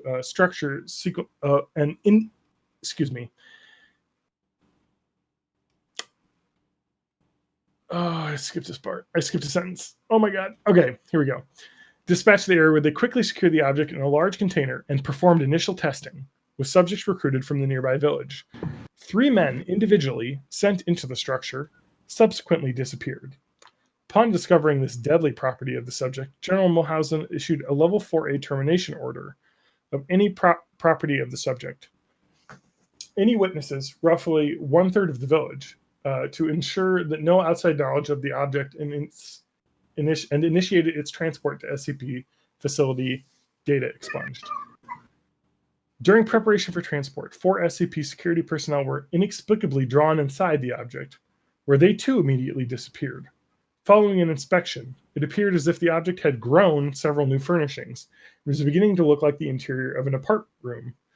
General Mulhausen immediately ordered the requisition of several Class 3 hazmat suits for the remaining security team members, who proceeded to lift the container onto a waiting freight ship for the transport to the SCP containment facility. Data expunged. Data expunged. Following the termination of General Mulhausen, SCP-002 was resecured by SCP staff and brought into special containment, where it currently resides. Staff with clearance below Level 3 have been denied access to the SCP container without prior approval of at least 2 Level 4 staff after the Mulhausen incident. And that is SCP-002. So, like, as you can see, these things have just a massive amount of backstory kind of written in to the entirety of it. And there's a lot of, like, hinting at, like, stuff and then just not explaining it. Like, it's just awesome. What caused that dude to be terminated and stuff. Yeah, like, clearly, and then it says data expunged, and the information on exactly what happened with General Mulhausen to have him terminated is unknown. And so I've read a bunch of these. They're all really cool. Like, there's like fucking doors that they found on an abandoned building. When you like open it, like you just explode. Like, they're just fucking crazy ass shit. Like, I would recommend anyone who's got some time to go to the SCP. This has got to become a Netflix series at some point, right? I know, right? I would watch But it reminds me a lot of what I was reading about Control. Like in that, it's just like a office of unexplained phenomena, like that you have to like you become like the leader of, and you take over. And I don't know. I just really want to play it because I read a whole bunch of these and got way into it, and now I need to play Control, but it's $60, and I've got this game called World of Warcraft. Yeah. Well, can you play both at the same time? I could probably fish and play that at the same time. Mm-hmm. You just got to keep an eye on it. And anyway, what are you guys up to? I got way into SCPs.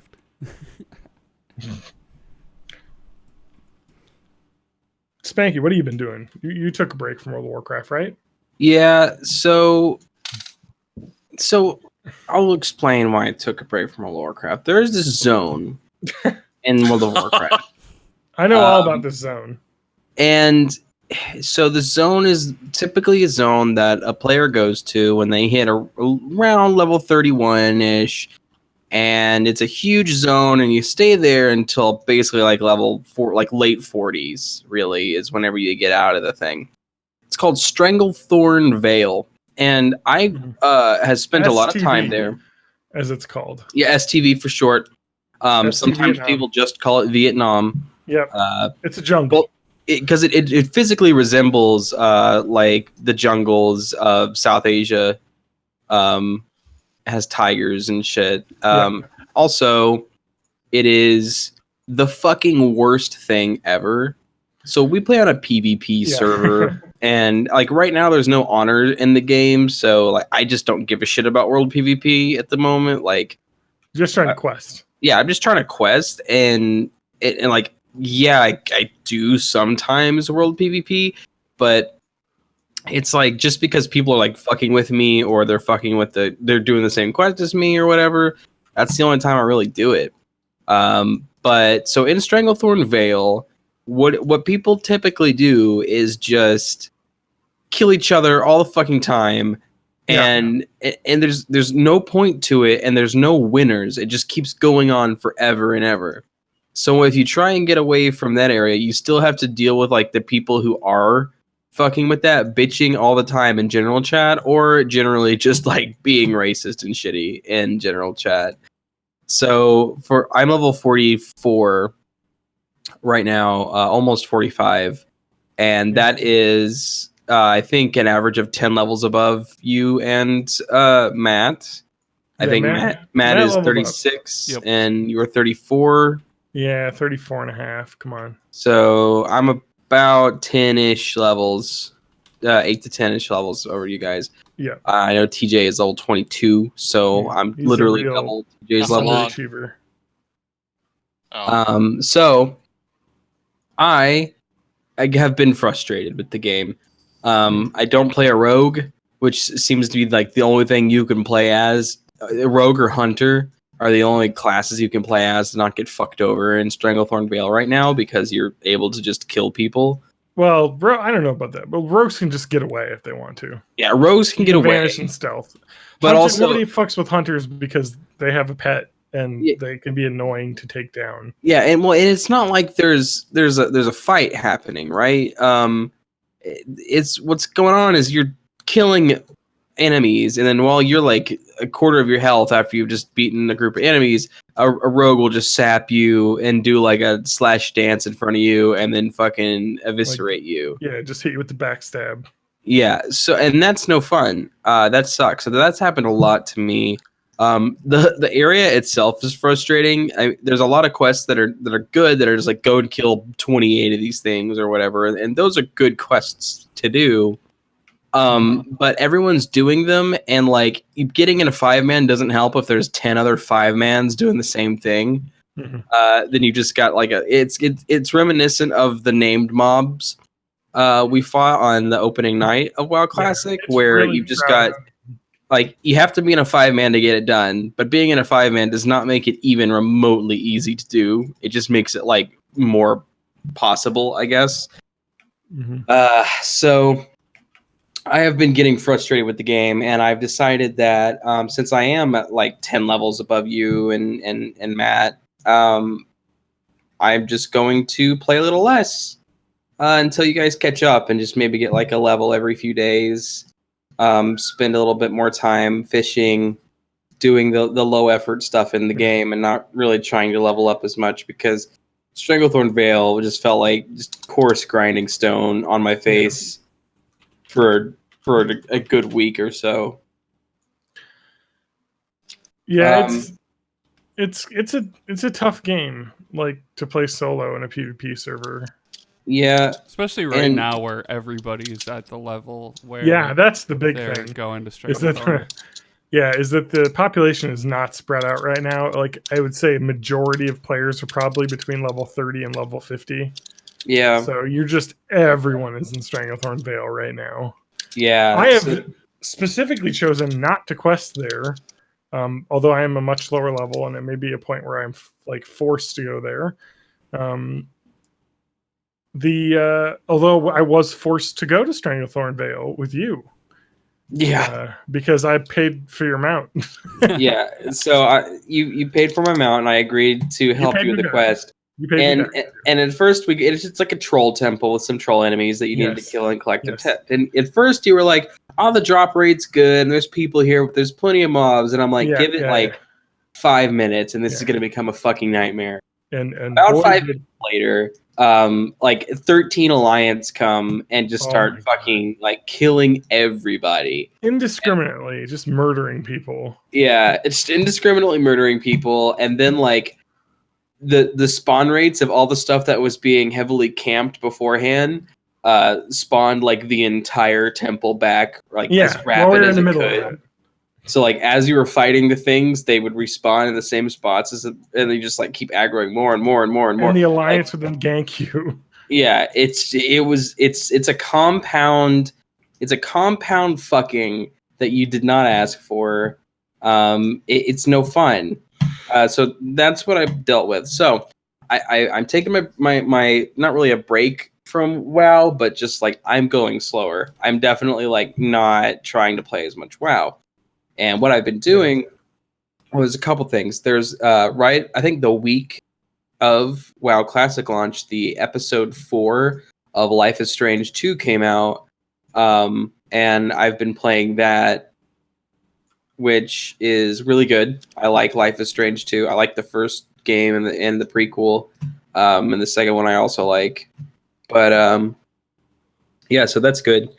I have been watching Titans, the DC Universe Titans show that made an internet buzz because it had Robin saying "fuck Batman" in the trailer.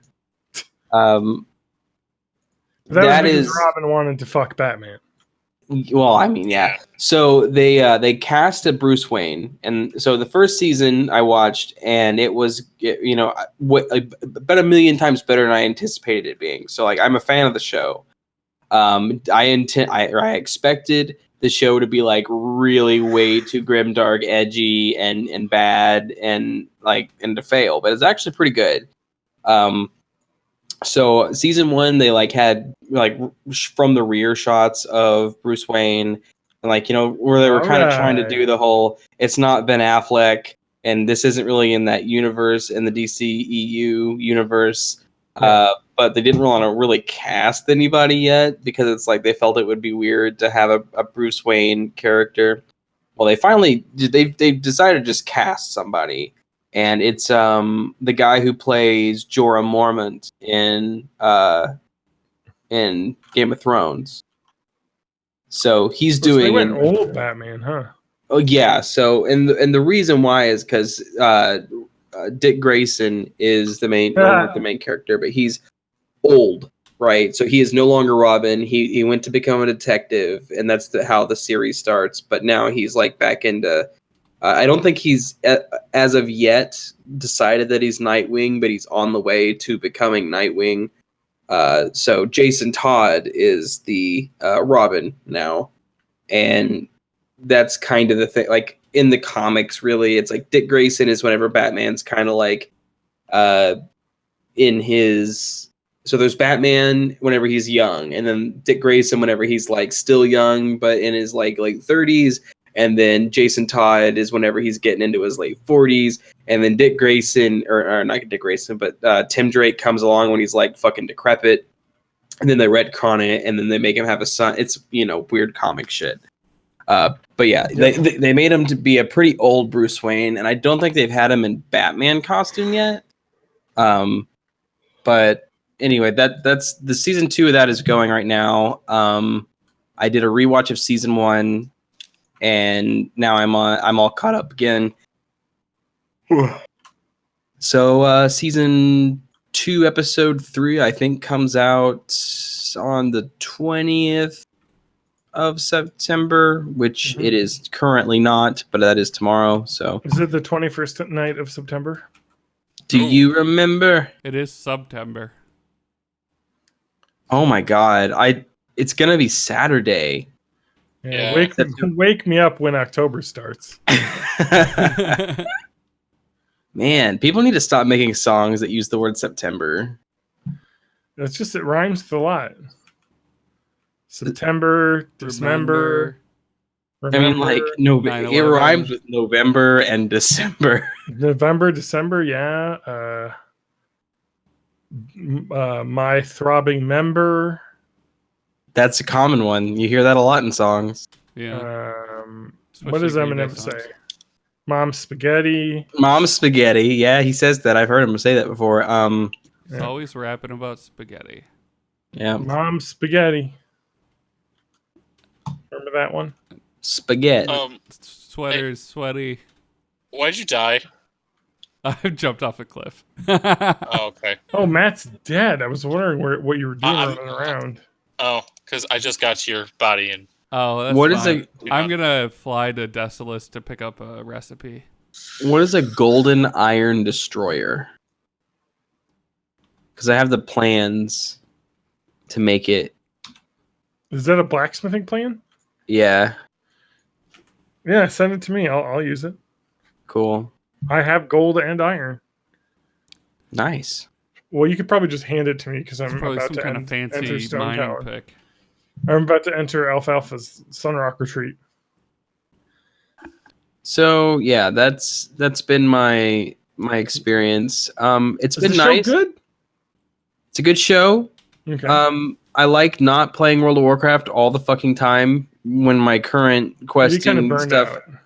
Well, I mean, burned out in the sense I'm burned out on Stranglethorn 100%. Yeah. I still like want to log in as soon as I get home and do stuff, but it's like the like that urge immediately goes away when I'm like, oh, but it's STV where I'm doing stuff, and I fucking hate that. You got an STV STD. That's the joke. I can actually make that right now. Nice. What is it? It's a two-handed mace with a bunch of strength and stamina on it. It looks cool. Yeah, cool. It takes a bunch of shit that I don't have, but I don't know. I don't think it's an upgrade over what I have as well because I have a blue axe. But thank you. I've just been playing World of Warcraft, honestly. Same. I mean, it's kind of taken over. I went on a business trip, so I did that, and I played World of Warcraft at the hotel because I brought my laptop. So your ping was pretty crazy too. Yes, hotel Wi-Fi really brought back the memories of playing on dial-up and zipping all over the place. Although there was never the omnipresent chance of someone deciding to pick up the phone and make a call while you're playing and get disconnected. So, but the horrible lag I felt very at home with it. So, yeah, you should have gone to Wailing Caverns and tried to do that sweet jump with horrible lag. Yes. Oh my God. Yeah. Or the entrance to Black Fathom Deep. Is that what it's called? Yep. BFD. Big fucking dick. Big fucking dick, baby. That's what it means. I want to talk about another thing, guys. Yeah, what's up? Can I do an Am I the Asshole for you here? Sure. So I don't know if this belongs on Am I the Asshole or r/childless, but here we are. Child free. Child free, thank you. Fuck you, fuck you, fuck you. You're cool. Yeah, cool. Fuck you, I'm out. What movie is that from? Half baked. Oh, okay. Oh, that's a great movie. If also terrible. Does that make sense? It's like trash, but I also have fond memories of it. Yeah. There's a very Is very Jim similar Brewer a main character in that? No. Who's in that? Jim Brewer, Yeah. Harlan Williams. Harlan Williams. I can't remember what the dude who that clip is from. Who that is.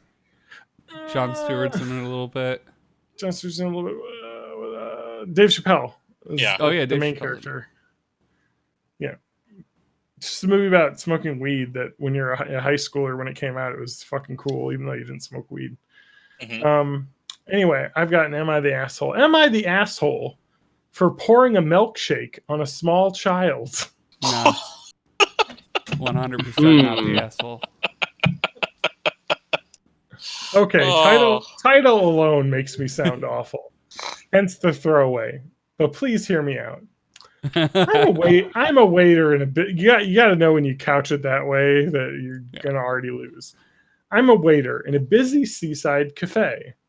Almost every single day, this large family comes in and allows their child to run amok. They sit there, ignoring their child and drinking tea. This is fucking English again.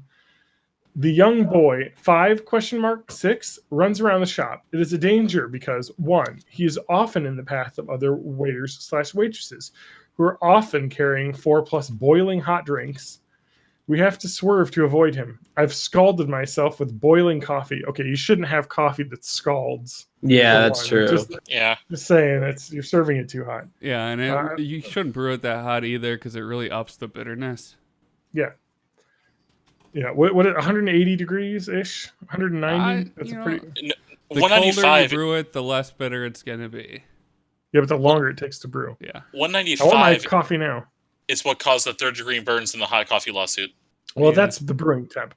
My rule of thumb brewing coffee when I do use my AeroPress, and I've always heard this, and so that's what I follow it is.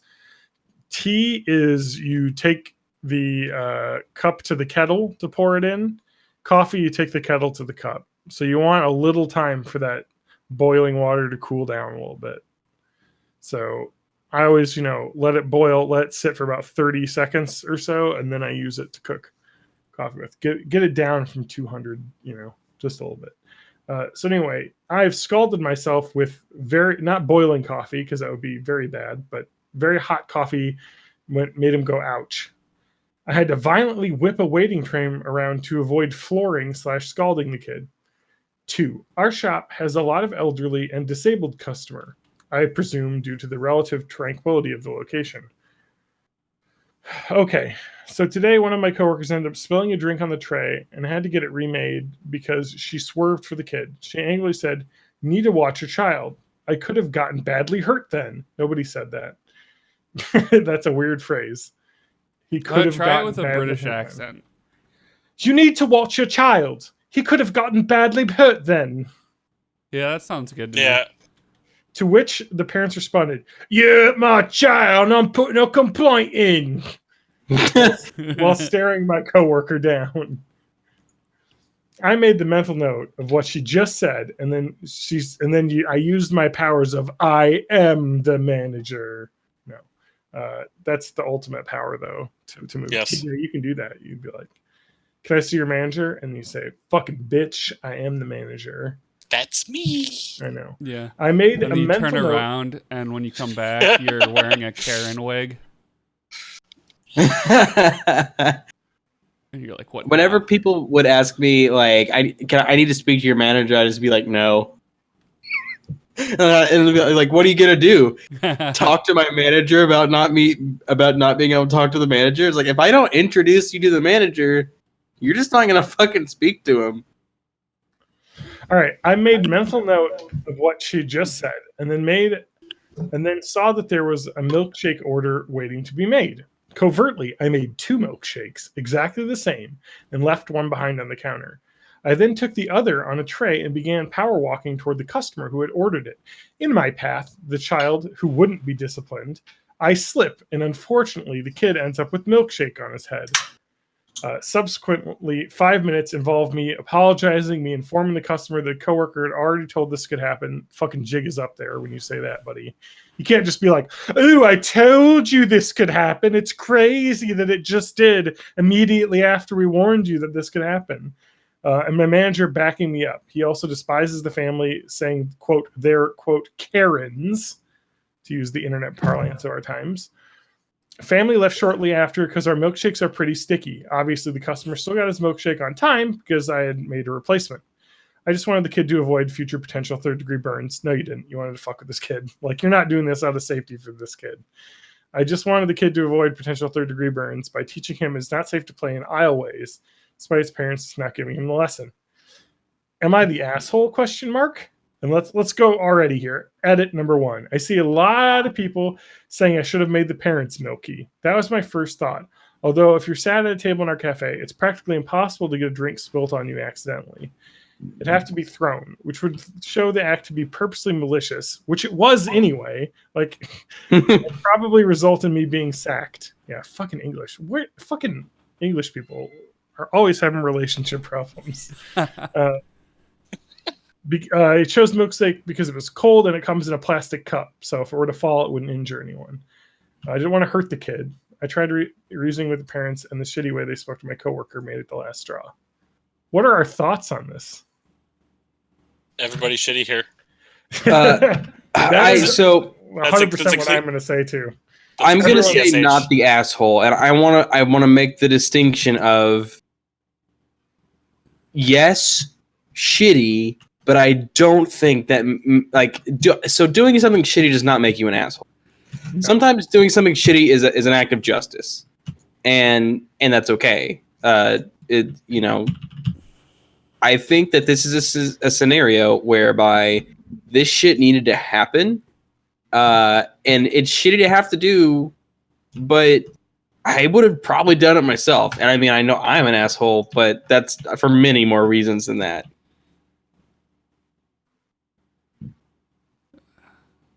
Not the asshole. I will say that the huge response on Twitter is pro, not the asshole. That's where I would I'm say leaning mostly because these people don't have children. I think that it is extremely shitty for these parents to not tell their kid to not run around in a restaurant. But I also think that possibly injuring someone else's child is definitely a terrible thing to do. You don't know how you could have fallen. You know what I mean? You could have dropped the tray on the kid. The kid could, you know what I mean? Like, it's like, come on. That's not the way to address this. The way to address this is to tell the manager to kick them out and not let them come back. I mean, you're a free fucking, company. You can tell people you're being disruptive. You need to leave. Like, that's how you do it. You don't engineer some fucking scenario where you fucking whip a milkshake on the ground, or you just drop the milkshake loudly in front of everyone, and they're like, "Oh, I'm sorry, I almost tripped over your child. Can you please make sure they're not in the way? I need to go make another milkshake." Not like try and spill it. It's just weird. Like I would say definitely not a hard like you're the asshole. You know what I mean? Like, this is a bad scenario. I'd say everybody's shitty here. Parents are shitty, and that's probably not the best way to passively aggressively deal with a bad customer. Yeah, I would say passive aggressive, not asshole. It's just I don't know. It's not the kid's fault. I mean, a 6-year-old's going to run around and be crazy. Like, right. I did that. But my parents would say, sit the fuck down or you're not going to get your treat. And I would. Like, so if the parents deserve to get covered in a milkshake. That's how this should have happened. If I'm understanding this correctly, everybody shitty here implies that there are, in fact, multiple assholes. Yes. Yes. I would say that in this case, it's not the asshole, still shitty. Like, there's a certain level of shitty, and I think it has to be like vindictive. And I think that this person was shitty, but not specifically to harm the child. Like, obviously, the line about like just to teach the child, that's bullshit. But I don't think that it was an asshole move. I think this is not the asshole, just moderately shitty person. So, but that's okay. So, Spanky, were you here when I first introduced Am I the asshole to the rest of the crew? Maybe. So, on the subreddit specifically, there are really only 5 appropriate judgments. Okay. And they just leave it at that because they just want it to be judgment and not necessarily advice, but just judgment. And it's not the asshole, which means that the person who's asking isn't the asshole, but the other person in question is. Yeah. There is everybody shitty here, ESH, which is both of you are the assholes.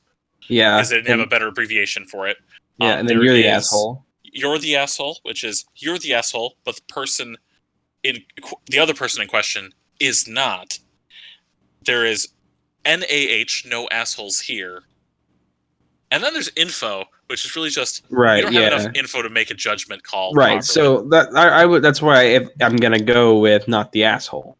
I still think everybody's shitty here because, I mean, yes, that is my kind of power fantasy to want to do, even at the place I'm at right now, because people leave their kids to destroy my store many a time. I've yelled at these kids in the past.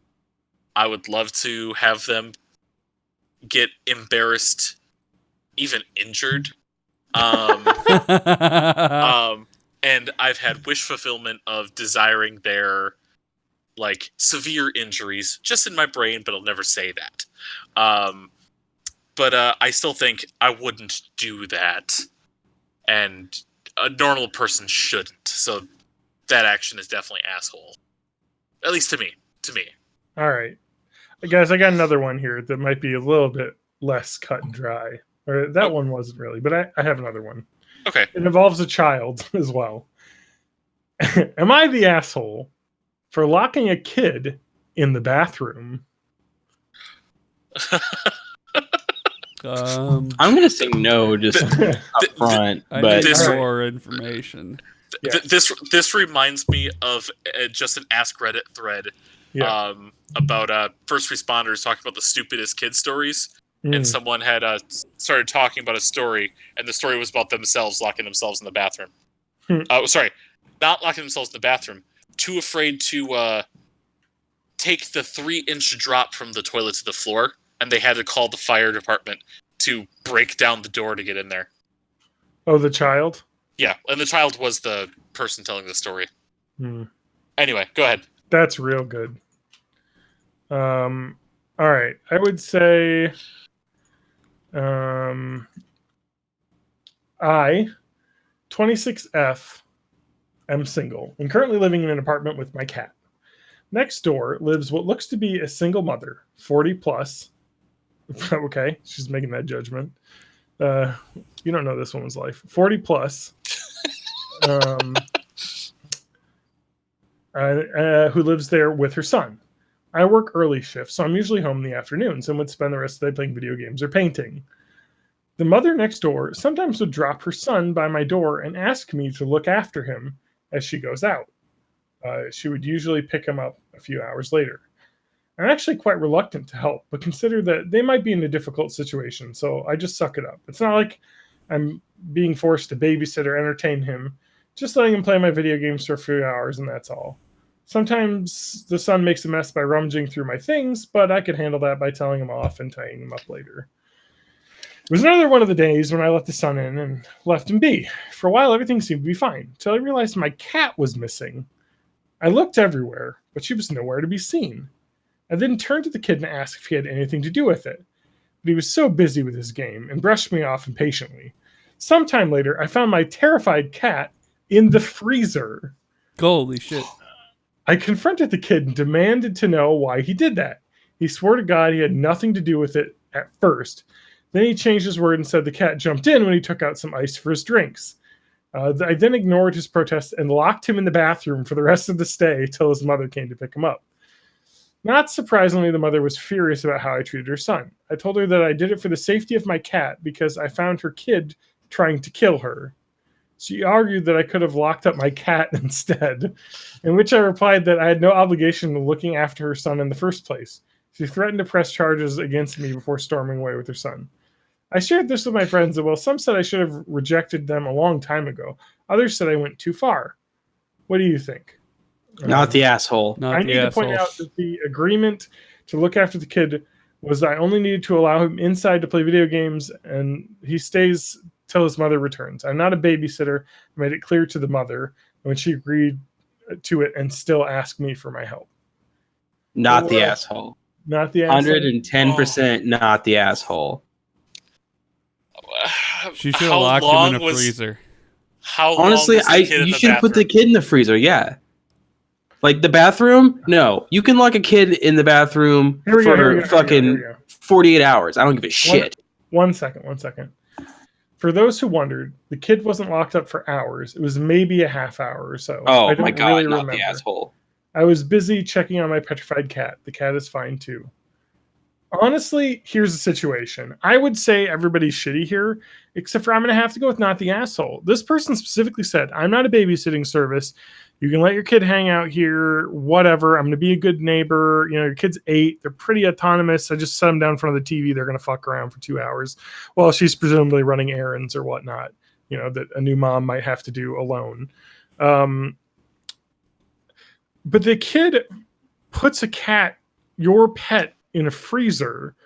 Like, I'm not going to say what she did was the right thing, but I'm like, in a situation where fucking shit like that's going on, how can you expect someone to have a rational fucking response to that? Like, what is she going to do? Tell the kid, oh, you shouldn't do that. That's bad.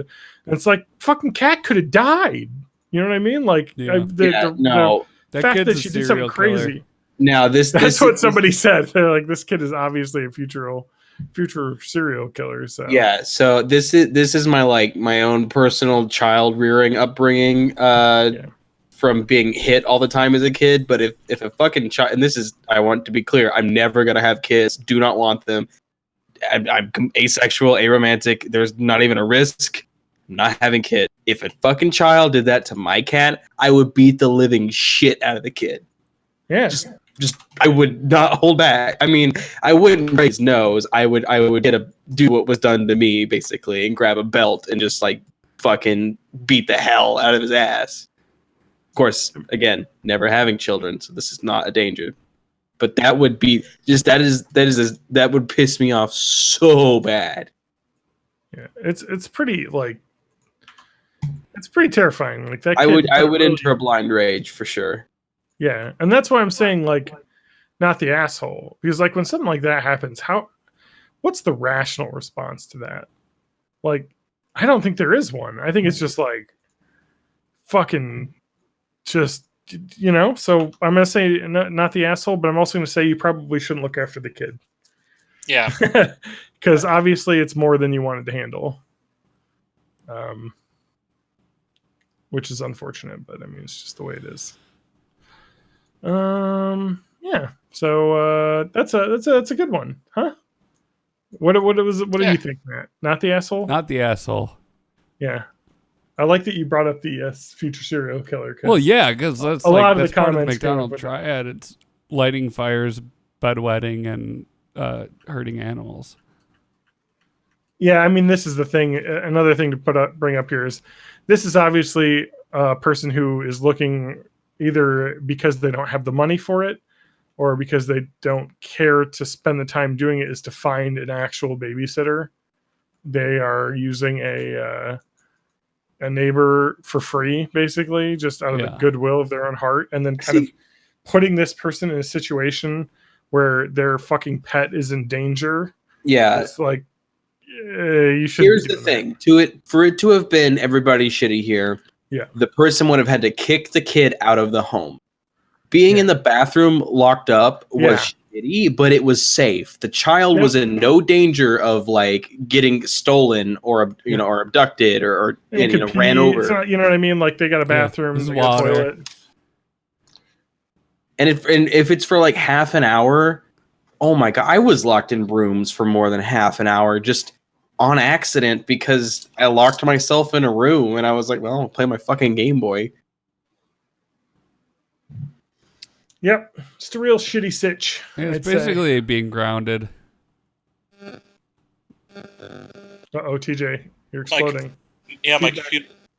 Oh, yeah, because my computer just restarted. I don't know So why. there's where the feedback's coming from. Yeah, so I'm walking away for a second. Well, can I see- feel like walking away is where the feedback's coming from.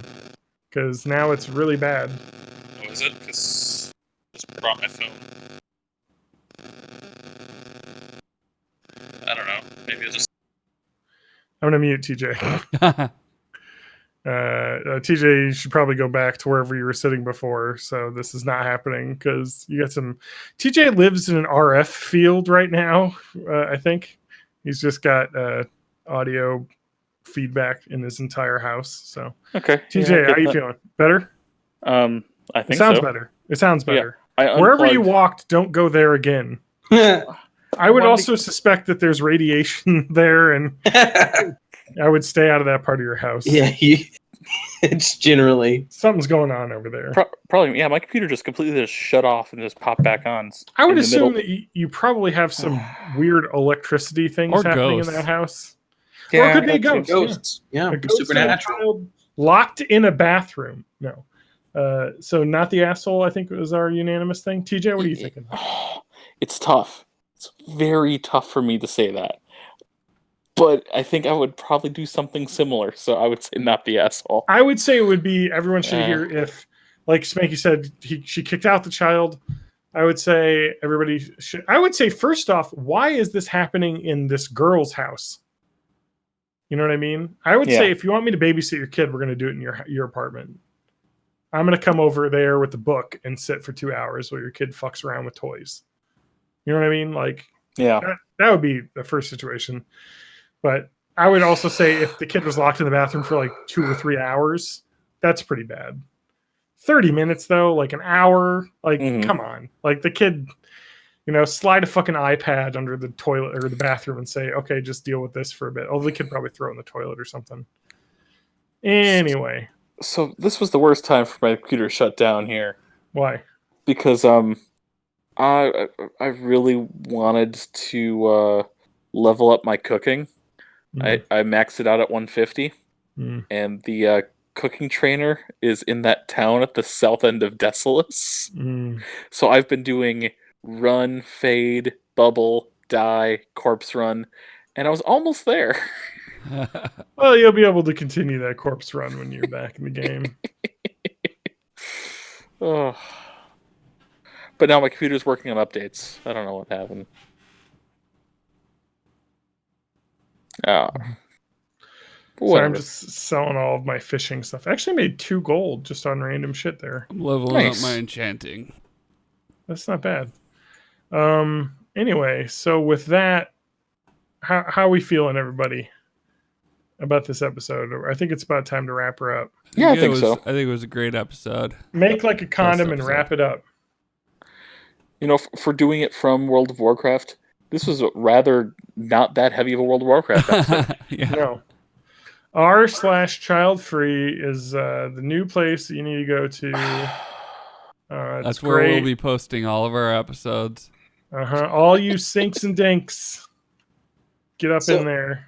R/child free sounds like an incel kind of thing. It Just really like- is, honestly, because like I'm okay with people like being like, oh, we don't want to have kids. That's fine, whatever.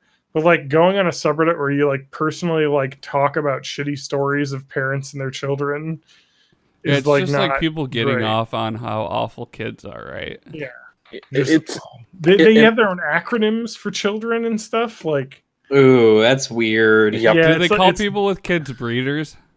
Yeah. yeah. I was gonna say it So probably like should as just be soon called. as soon as a group or an association of people or whatever start using acronyms, and I this is one reason why I don't use Reddit because it freaks me the fuck out. I get really weird culty or like racist like KKK vibe from that, like, oh, you're a NEET, and I know NEET is not like one of the worst ones. It's a way to dehumanize a group of people. Yeah, like as soon as that starts happening, it gives me the heebie-jeebies, and I was like, nope, this is not okay. Yeah. What's a NEET though? Not in education, employment, or training. I don't know. I still don't. It's know a bum. Okay. So you're not going to school. So I've heard it in anime. And you're not training. Used a lot. Mm-hmm. And a NEET is basically a person who is like a dwelling in their mom's, living in their mom's basement. You know what I mean? Yep. That's like what that is. Okay. There was a few episodes back ago in the podcast, some sort of online kind of anime that I think John was talking about. Yes. It's oh my god, Konosuba. Yep, they call the character a NEET all the time because he's just a guy who sits around playing video games all day. Speaking of Japanese, let's talk about Chinatown. So, man, I went to Chinatown and there is some crazy stuff I saw there, guys. Let's. You guys got any racist comments you want to make about Chinatown?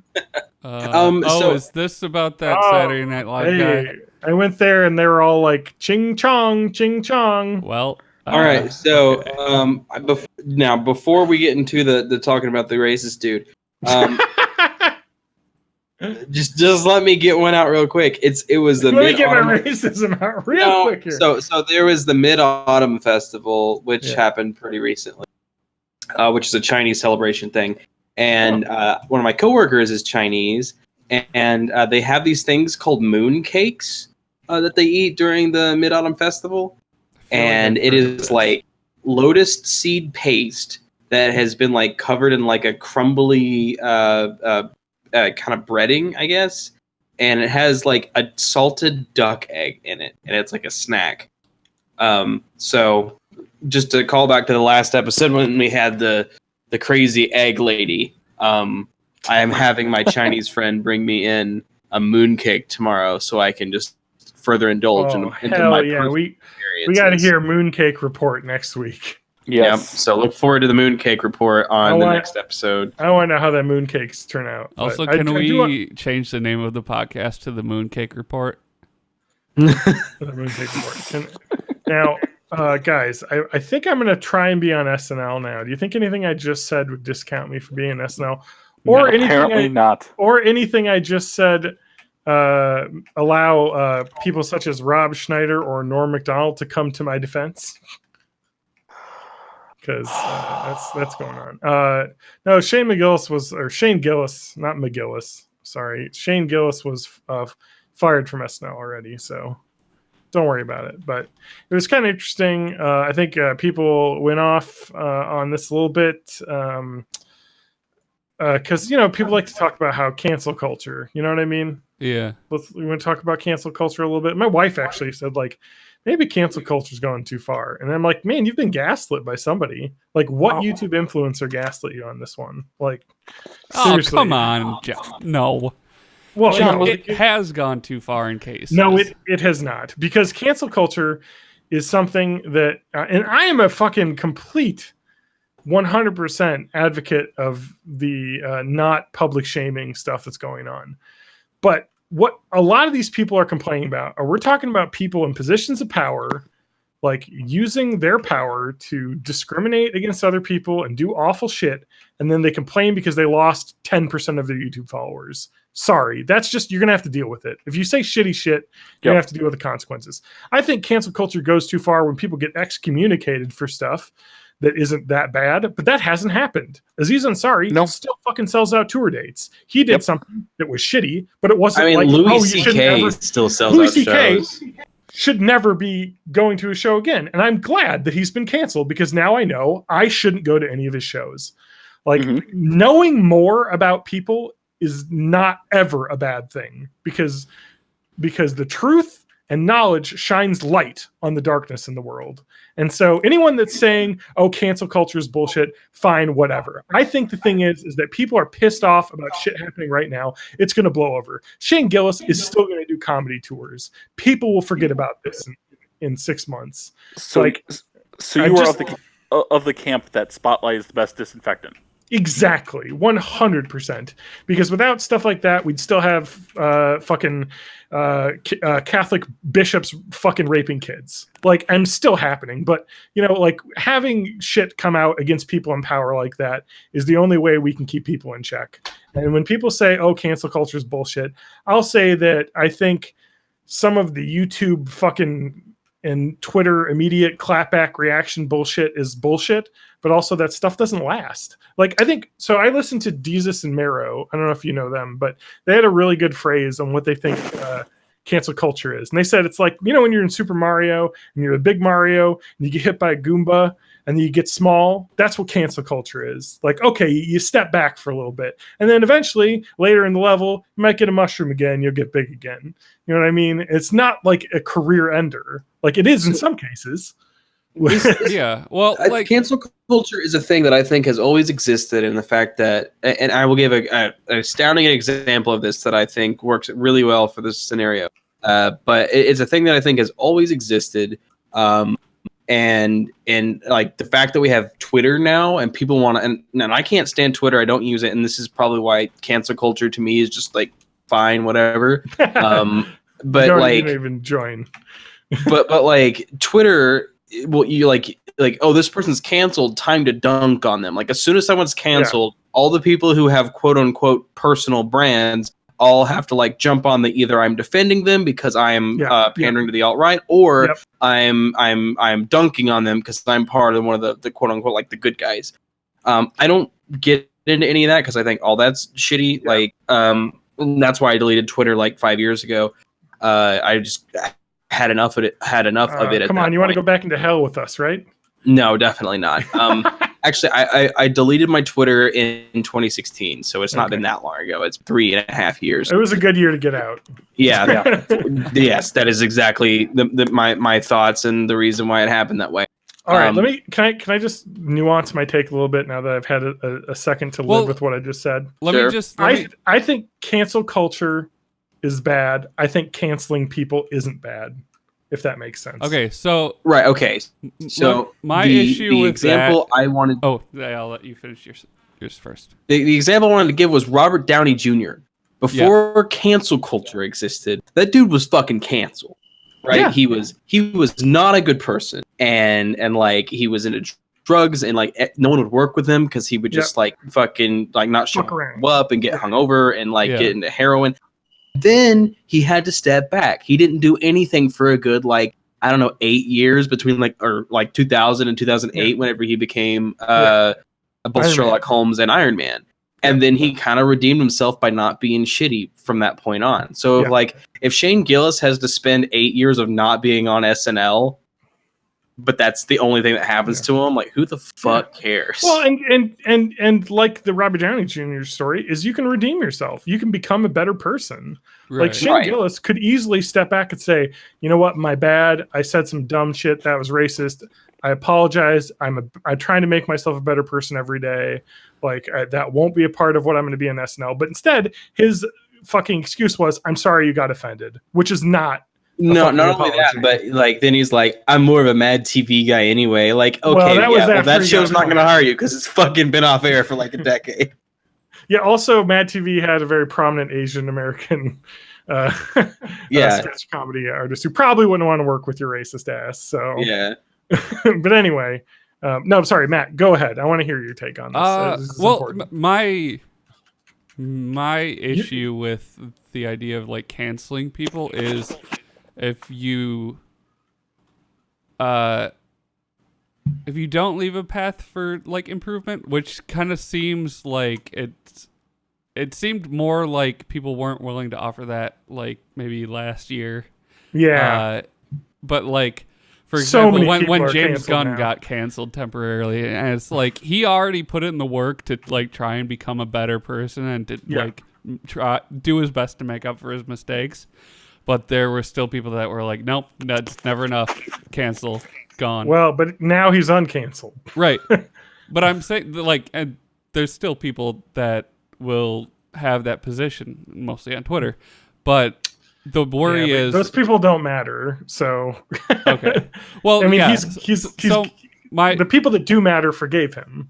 My warning would just be that if you shut people out who are willing to work to get better, and you don't leave them that path for redemption, the only other option you're giving them is to go farther into the shithole, and that's not good for anyone. Yeah. No, some I get people will that. take that route regardless, though. Right. Yeah. Like Louis C.K. Yeah. Louis C.K. was canceled for all of like 10 minutes before he started like ragging on the people who had I mean, canceled. he was making fucking Sandy Hook jokes and shit. Like, come on, man. Like he was canceled. He went full edgelord. That's not like I did my best to earn my way back, and they just went like that was like a month after after this shit with him happened. So I saw a really interesting documentary about the Dana Carvey show. It was on HBO. I don't know if you guys have heard about the Dana Carvey show, but it was a TV show that was on ABC after Home Improvement for like, it lasted like 6 episodes or something. But it was Dana Carvey, and it spawned all these amazing comedic writers. Robert Smigel left SNL to do it. Dana Carvey had left SNL, was doing it. They hired Stephen Colbert and Steve Carell to be in it. Like, so it was, these are the first TV jobs they ever had. So it was like this like huge group of like, who now are all huge comedy people. Dino Stamatopoulos, you know, who writes for Community and stuff, and who else is? Oh, Robert Carlock, who co-invented 30 Rock and a bunch of other, and Kimmy Schmidt. So it's like all these like future huge comedy stars were in this, and the show failed because it was way too crazy, basically. But one of the writers on it was Louis C.K. And you know, and this was before he was canceled, so like everyone was talking about, oh, Louis C.K. is this like huge influential comedian now, you know. Back then he was this guy, but they tell stories of him backstage. He sounds like he was a shitty asshole back then too. Like, he was talking about how Jimmy Fallon auditioned and they wouldn't hire him because he thought all the girls would go for Jimmy Fallon and not him. Like, what a shitty thing to do. And he says that openly in an interview of like Letterman or somebody's talking to him, or he was talking to Jimmy Fallon on Jimmy Fallon's, you know, the fucking Tonight Show, Jimmy Fallon. Wow. I can't believe Louis C.K. is shitty enough to make me feel bad for Jimmy Fallon. But I mean, it didn't, you know, things worked out for Jimmy Fallon because he was on a show that was called SNL, and now he makes Never heard of probably billions of dollars. I'm not a fan of Jimmy Fallon. I do not. Some people hate him because they say he ruined the cowbell bit by breaking character. He didn't ruin that bit. It's still funny, but I don't like Jimmy Fallon as a late show host. I think every other late show host is just leaps and bounds above Jimmy Fallon, except for whenever Steve Irwin's son comes on the show. Then it's really fun. Yeah, I like the bits of the Jimmy Fallon sketches that make it out of the late show bubble and kind of like enter my sphere. Yeah, I get that. He gets some funny stuff out there. I just think that his show's more about like a celebrity hangout session and less of like a comedy. Like I don't know. It's less comedy nerd and more like laid back, if that makes sense. See, the thing is I think that he's like right in between the Seth Meyers and Stephen Colbert. Like, Seth Meyers is the comedy, and Stephen Colbert is the like celebrity hangout kind of stuff. And I feel like Seth Meyers does better comedy than Jimmy Fallon. Not that I'm gonna give Seth Meyers a fucking award or anything. But so if you're gonna be the lesser, like, the only way you win this is if you're on a different time slot than both of them, right? Mm-hmm. Like, he's on at the same time as Colbert. It's the same problem with Jimmy Kimmel, right? Like, Jimmy Kimmel's pretty funny, but he's not like funnier than, you know. It's like, I don't know. It's like, I never watch Kimmel live. Like, who the fuck watches Jimmy Kimmel live? Yeah. I gotta go open the door for my wife. A garage door. So I'll be back in 2 Which is minutes. funny he says that, because right after he went offline, the Deathless chat just said, "Be right back, wifey aggro." Oh shit, wife aggro. Wife aggro. Wife aggro. Stop the podcast.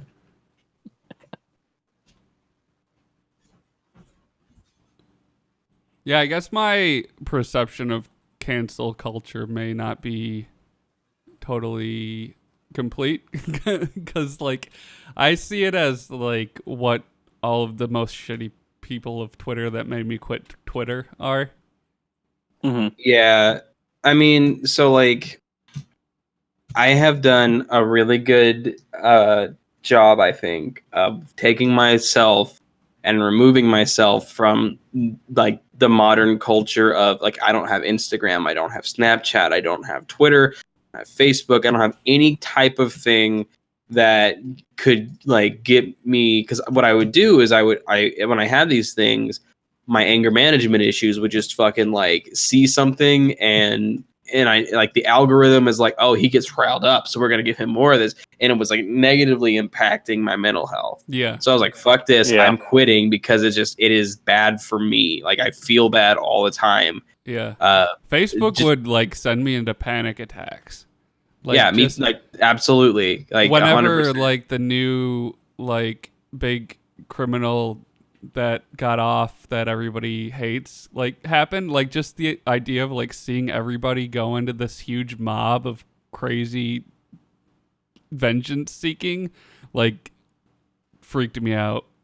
Yeah, no, that's 100% like why I quit social media, and because I think it's predatory, and I think that like it uses algorithms to like make it more predatory, or to make it more like group thinky and Yeah. mob building and stuff, because that's what makes people like be more active on the platform and Well, therefore see more ads. On Twitter, you'd go to the like moments tab, and it'd have a story like people are upset at such and such for such and such, and then you click through it, and there's like less than 10 people talking about it. But Yeah. because whatever algorithm sees this as divisive, it's like, okay, let's elevate this, get in front of more people, because this will drive engagement, and then we'll make money. Yeah. So Can we talk about cancel culture example that's good? Yes. okay. So let's talk about Dan Harmon a bit. So you guys all may know Dan Harmon, who wrote for Community. He currently writes for Rick and Morty. Pretty famous. My IQ's not high enough for. I've seen Harmon Quest. Harmon Quest, done all this stuff. He has his own, the Harmon podcast and all the stuff that he does. Harmontown, I think he calls it. Oh yeah. And a former employee, writer Megan Gans, tweeted about a former boss that she had, where he had. Let's see here. Let me get the exact discussion. So he abused his position of power. He was a writer on the show who he wanted to date, basically. He was married, but he wanted to date her. He kind of liked her. She did not reciprocate this feeling. And so he was super tough on her, an awful boss, a selfish baby, because, she didn't want to sleep with him, basically. Yeah. It was a bad power dynamic. So the conversation went viral, and many condemned Harmon for burdening Gans with telling him how to amend the situation. He was just saying, hey, let's talk about this, like whatever. So he did a live episode of his podcast, Harmontown, where he began with a disclaimer: the most important advice I've gotten from women that I respect, that do what I do, and that I respected, and that spoke to me privately, said, if you're true to your word and you're sincere about how you want to be part of the solution, not part of the problem, please talk about how you've been part of the problem. That's truly the most helpful thing you do. So then he basically, on his podcast, you should listen to the episode. It's good. He gives a full account on how and when he harassed Gans, talking about how he acted flirty, creepy with everything other than overt enough to constitute betraying your live-in girlfriend, whom you're going to every night. Basically, living a double life, where you're knacking on this girl at work, and then when she is not happy, she said she was uncomfortable with his actions, but he broke up with his girlfriend and confessed his love to her, who responded the lines of being treated differently meant she was unable to evaluate her actual talent. He's saying, are you letting me write for the show because you like me, or are you letting me write for the show because I'm actually a good writer? And being basically a jerk to her about things because he wouldn't reciprocate. So he's saying part of the reason he was probably fired from Community as well was being that. And he said, and I lied to myself the entire time about it. I lost my job. I ruined my own show. I betrayed the audience. I destroyed everything, and I damaged her internal compass, and I moved on. I've never done it before, and I'll never do it again. But I certainly wouldn't have been able to do it if I had any respect for women. He implored listeners to think about your own actions and say, no matter who you are at work, in whatever position of power you have the responsibility to treat everyone fairly, and saying he would have swept it all under the rug unless she had called him out. So Megan Gans asked her Twitter followers to listen to it and said, I find myself in the opposition of having requested an apology publicly and then having received one, a good one, also publicly. I waited 6 years for it, but you can find it at 18 minutes in. So she said she accepted his apology, and I forgive them, basically. And everything's fine now. He hasn't been canceled. Because what he did was actually apologize for the shitty things he did. Responsibility. If anyone was offended by what I said, then I guess I'm fucking sorry. But let's be real here. Probably your fault for being offended, right? Yeah, that's what you usually get. Yeah, and that's the problem, is that I think that people, in Hollywood and we've been trained and coached by lawyers and PR to never admit fault, but try and apologize, which is exactly not what anyone wants or likes. Yeah. And if you're going to stereotype entertainment and politics, attracts a certain type of narcissist that isn't going to admit wrongdoing anyway. Mm-hmm. But yeah, I actually did listen to that clip when it first came around, and it was very moving. I mean, it's real. I mean, he just admitted that he was in a bad place in his life, and that shouldn't excuse the choices that he made, because he made shitty choices and came close to derailing this promising young writer's career over his shitty feelings and his position of power. And he was really sorry that made her life bad, and he hopes that she could forgive him. Yeah. And then you compare that with Louis C.K. Yeah. I mean, of course, what he did was nowhere near as bad. I mean, because there was no physical, sexual, assault. It was just being it was sexual harassment. You know what I mean? It was using a position of power. But Megan Gans is doing all right. She writes for Always Sunny in Philadelphia, Modern Family, so it didn't ruin her career, basically. You know what I mean? And it would suck being in a position like her, being a young, writer, and being like, do I have this job because, the boss likes me, wants to sleep with me, or is it, do I actually write well? And that's kind of what her problem was. But obviously she's been redeemed in the fact that she continues to get tons of work, and Dan Harmon did the thing that you need to do when you do stuff like that, is apologize. I think Aziz Ansari should have done that. I don't think he did. No, definitely not. It's it's just a similar situation, I think. But I think that's why I think cancel culture isn't awful. So I think that the public eventually does forgive the people that try, but I think that so many people don't even try. I mean, fucking Mel Gibson was in a movie this year. Yeah. And he didn't do anything to apologize. He just waited a long enough amount of time that people didn't give a fuck anymore. Yeah, basically. No, Jodie Foster forgave him. Don't forget. Yeah. But I mean, that's the thing. And I agree with you that we shouldn't push people further away, but I think that does exist to a degree. But I think you're right. I think we should cancel people, but we should also say, if they are actually willing to like admit wrongdoing and commit themselves to changing and being better, then we should be fine. So if like Shane Gillis would have said, "Oh, I apologize, that was terrible. I'm gonna, meet with the Asian American staff on this and apologize them directly and say, hey, how can I be better? Tell me, fucking stone me for a minute. You know what I mean? Throw your shit at me. I deserve it." So, like I didn't read too much about this. Was this like stuff he said like very recently, or was this 20 years ago? Last year, really? It was a podcast. So I made the joke on Twitter that got a fair amount of likes that he's the first comedian to get fired over something he said in a podcast. Because nobody fucking listens to podcasts. You know what I mean, though? Like, it was the middle of a podcast. You could say whatever you want in a podcast. No one will ever scrub that out because someone would actually have to listen to it. So yeah, until they get the transcribing algorithms and you can just search it. Yeah. No, I don't even remember what he said. He just I made some terrible racist noises earlier in the podcast. I saw a transcript where he used like the Asian racial slur and like yeah. He said it about 1 million times. I said what famously Rosie O'Donnell said during The View, or was that? I think it was her.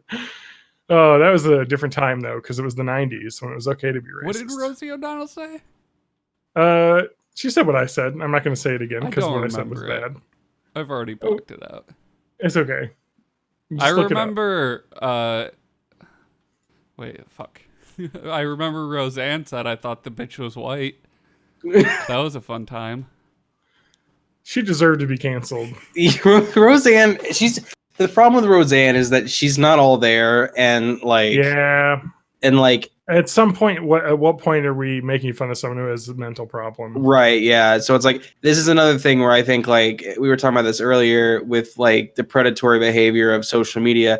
Roseanne is someone who probably needs more help than exposure to a fucking audience on social media. And they talk about how her kids were constantly stealing her phone away from her so she wouldn't go online. Right, yeah. And would like change her password. Yeah, so like, yeah, she deserves to be canceled for what she said, but like, you gotta think that at this point, she should just not be on social media for her own mental health. Yeah.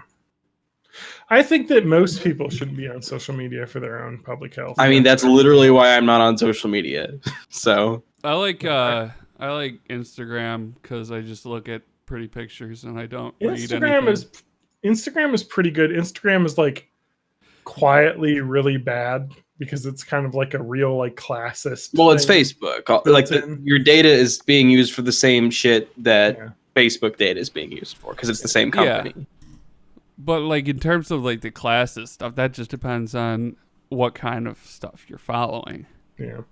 Like I'm interested in pictures of like old electronics and shit. Yeah. Like I think the thing I don't like about Instagram is that it is particularly for young women and young men, like really bad like body issue stuff. Yeah. Like, it's really like, the Instagram influencers are these women who are impossibly, thin and beautiful because they have the money and means to hire trainers and dietitians to, do this. And everyone who's on Instagram is trying to emulate them. And it's just, there's also a lot of like anti-vax and like fake dieting pills and shit like that are sponsors of, because like to be an actual sponsor and get your ads on TV, you don't have to not be a fake company, but people are going to find out real quick that you're peddling shit.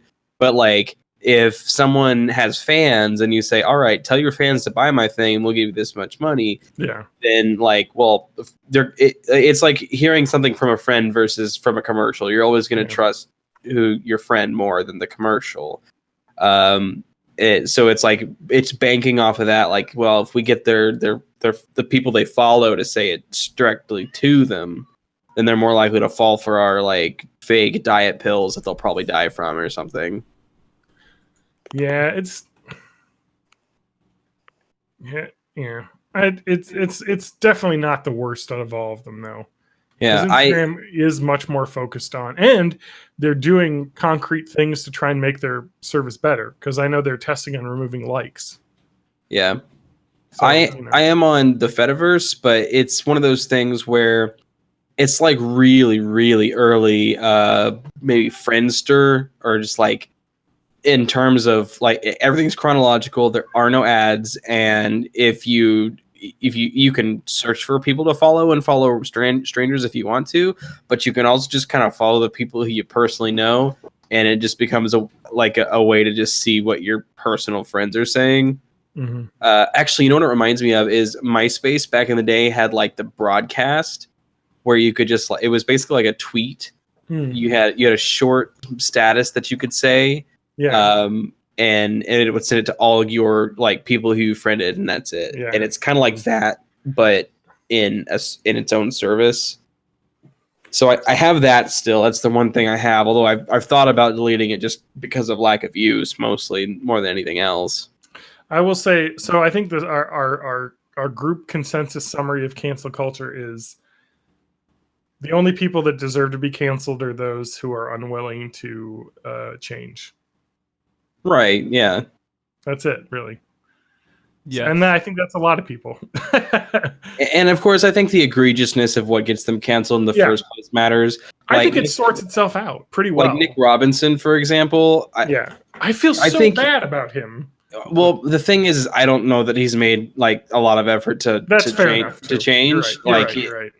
So I think he kind of settled in a situation where I got canceled mostly because of the timing, but he also hasn't really done anything about it. I feel like if he were to reach out to the appropriate organizations and apologize to people directly, right? It might be one of those situations where he thinks like, what I'm gonna do is I'm gonna do the Mel Gibson track where I just wait the allotted amount of time where people forget, and since mine was not like scream the N-word drunkenly at someone and then beat the shit out of Oksana Gregorieva, all the shit that Mel Gibson did. He doesn't have to wait 15 years to be uncanceled like Mel Gibson did. Well, I think what Nick Robinson did was he used his position in a company to be creepy, and that is what gets you fired from a company. Yeah. Should that get you canceled from culture? Probably not. It was more of a misuse of like company, power, and not like a actual sexual misconduct. It was just more like, this is fucking creepy. Yeah, so like you shouldn't work for this company anymore. Right. So there are examples of people like on the whole spectrum of cancel culture, from everywhere from like you should be canceled and you are, you should be canceled and you're not. You should be redeemable. You should already be redeemed. Like there's people who exist in all way of it, but like there are very few people I think that should be just perma-canceled and not uncancelable, like not redeemable. Yeah, like you should be able to say you're sorry and admit that you fucked up, and you should be able to be brought back. Like Ben Shapiro, just not redeemable. Well, he's digging himself deeper and deeper into it. Yeah, like once you've doubled down so many times, like there are people that like the JonTron show. I wish he could redeem himself. Yeah, I've never watched any of his stuff, so I only know him because of one of my friends watched his content. Yeah. Yeah, that guy, just like how many times he's doubled down, I'm like, man, I really don't know if he can do that. It would take a lot of apology and just admitting and like adamantly going against all the fucking racist shit that he said was really cool. Before I would even entertain that idea. But again, I never watch his content anyway, so I don't really give a fuck if he's uncanceled. But I know that there's people who did, like my friend, like his content, and now they're just like really guilty anytime they stopped watching his stuff. Mm-hmm. Yeah, when you defend Steve King, it's a pretty strong take.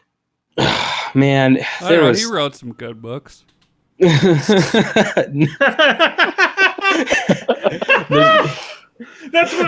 what happened, guys. Is that he's just like I like The Shining. Doctor Sleep's coming out soon, and they made a sequel to it. Oh, I really thought it was up for him. I'm so excited about the sequel, but not excited enough to have seen it already. and here's the problem I have with Jontron. So in November 2017, he appeared on the H3H3 podcast and spoke further about the statement, stating that he should not have gone into the subject he went into without any prior preparation, and elaborating he did not hold any racist views. While he also stated he wished people could talk about these things without witch hunting each other. Despite this, he declined to retract his statements. Yeah. Like I'm sorry, you can't say you don't hold racist views when you're literally spouting a white supremacist supported politician's views. You can't say I'm not racist, but I'm gonna agree with this racist shit. No, there was egregious stuff, and it's like this, and we talked about earlier the people who like have like the lawyer thing, like never admit fault. Like the first thing you do is to retract anything people say is racist, unless it's like your policy. Like Steve King's not gonna retract it, but the first thing you do is you walk stuff. Like even Trump knows this, right? When he said there's good people on both sides. The first thing he did was, well, not all of the right-wing people are there for, some of them are just defending the Confederate statue. Like, even he know, and he's the fucking worst about it too. Like, even he knows that, like, if it's not your policy, your outward policy at least, you walk it back as much as you can. Over the course of the 1.25 hour appearance, he also commented that he had seen statistics that wealthy blacks commit crimes more than poor whites. Yeah, no, that was definitely one of the talking points. As well as asking whether or not the colonization of Africa by European countries was a good thing. That's a yikes for me, dog. Yeah, I mean, this could be easily resolved with him just pulling out a, hey, I'm 24 and that was really dumb and I was uninformed and I totally am the opposite now. He's like 31. No, but I mean, this was like 3 years ago, but he's not. He's like 2 or 3 years younger than I am, but he's like 30. So I don't know. But anyway, you could say that. You could say, I didn't know much about this subject. I spoke out of turn. I understand now what I said was bad. Yeah, I apologize. Like, but he didn't. He just doubled down. So sorry. You know what I mean? Like, I'm not gonna.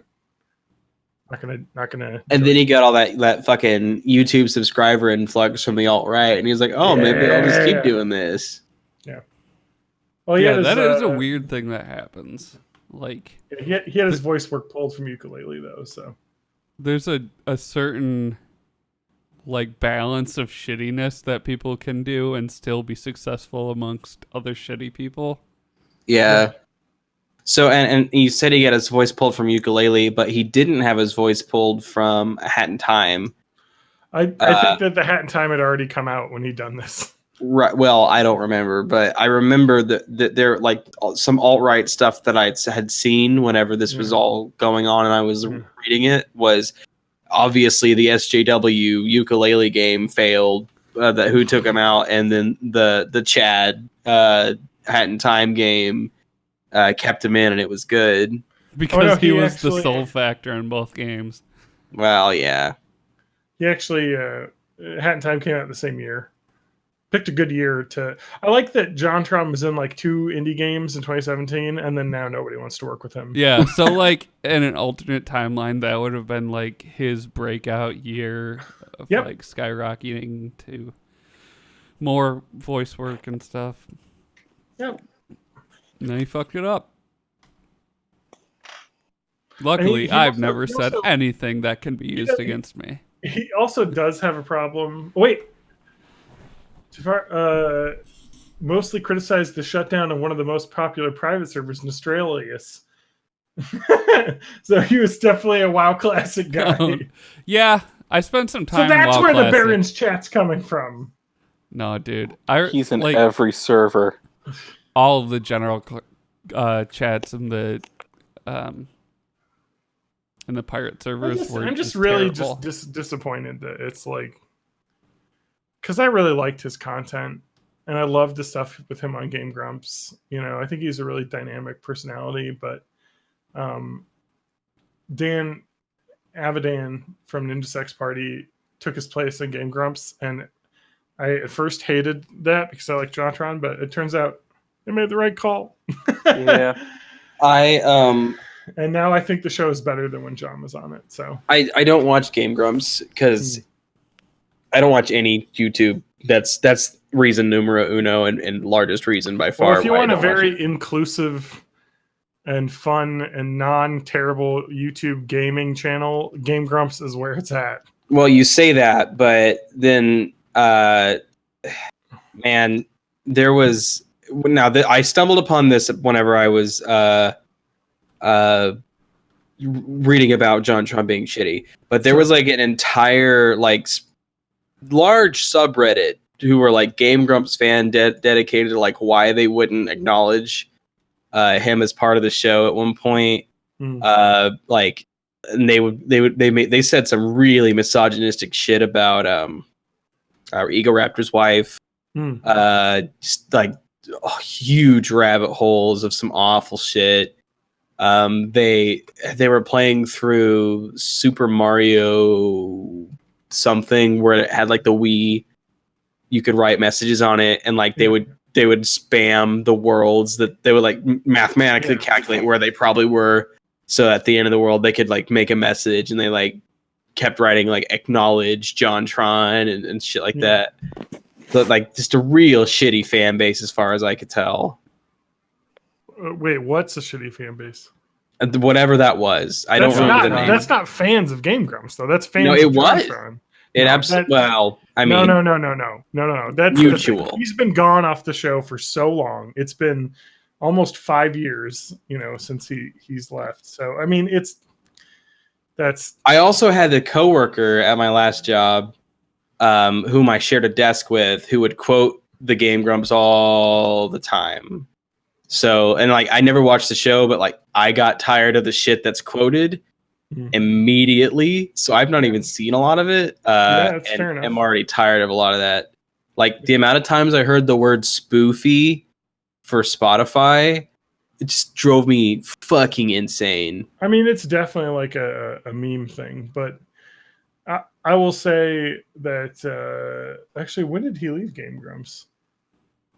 Was it? I don't know.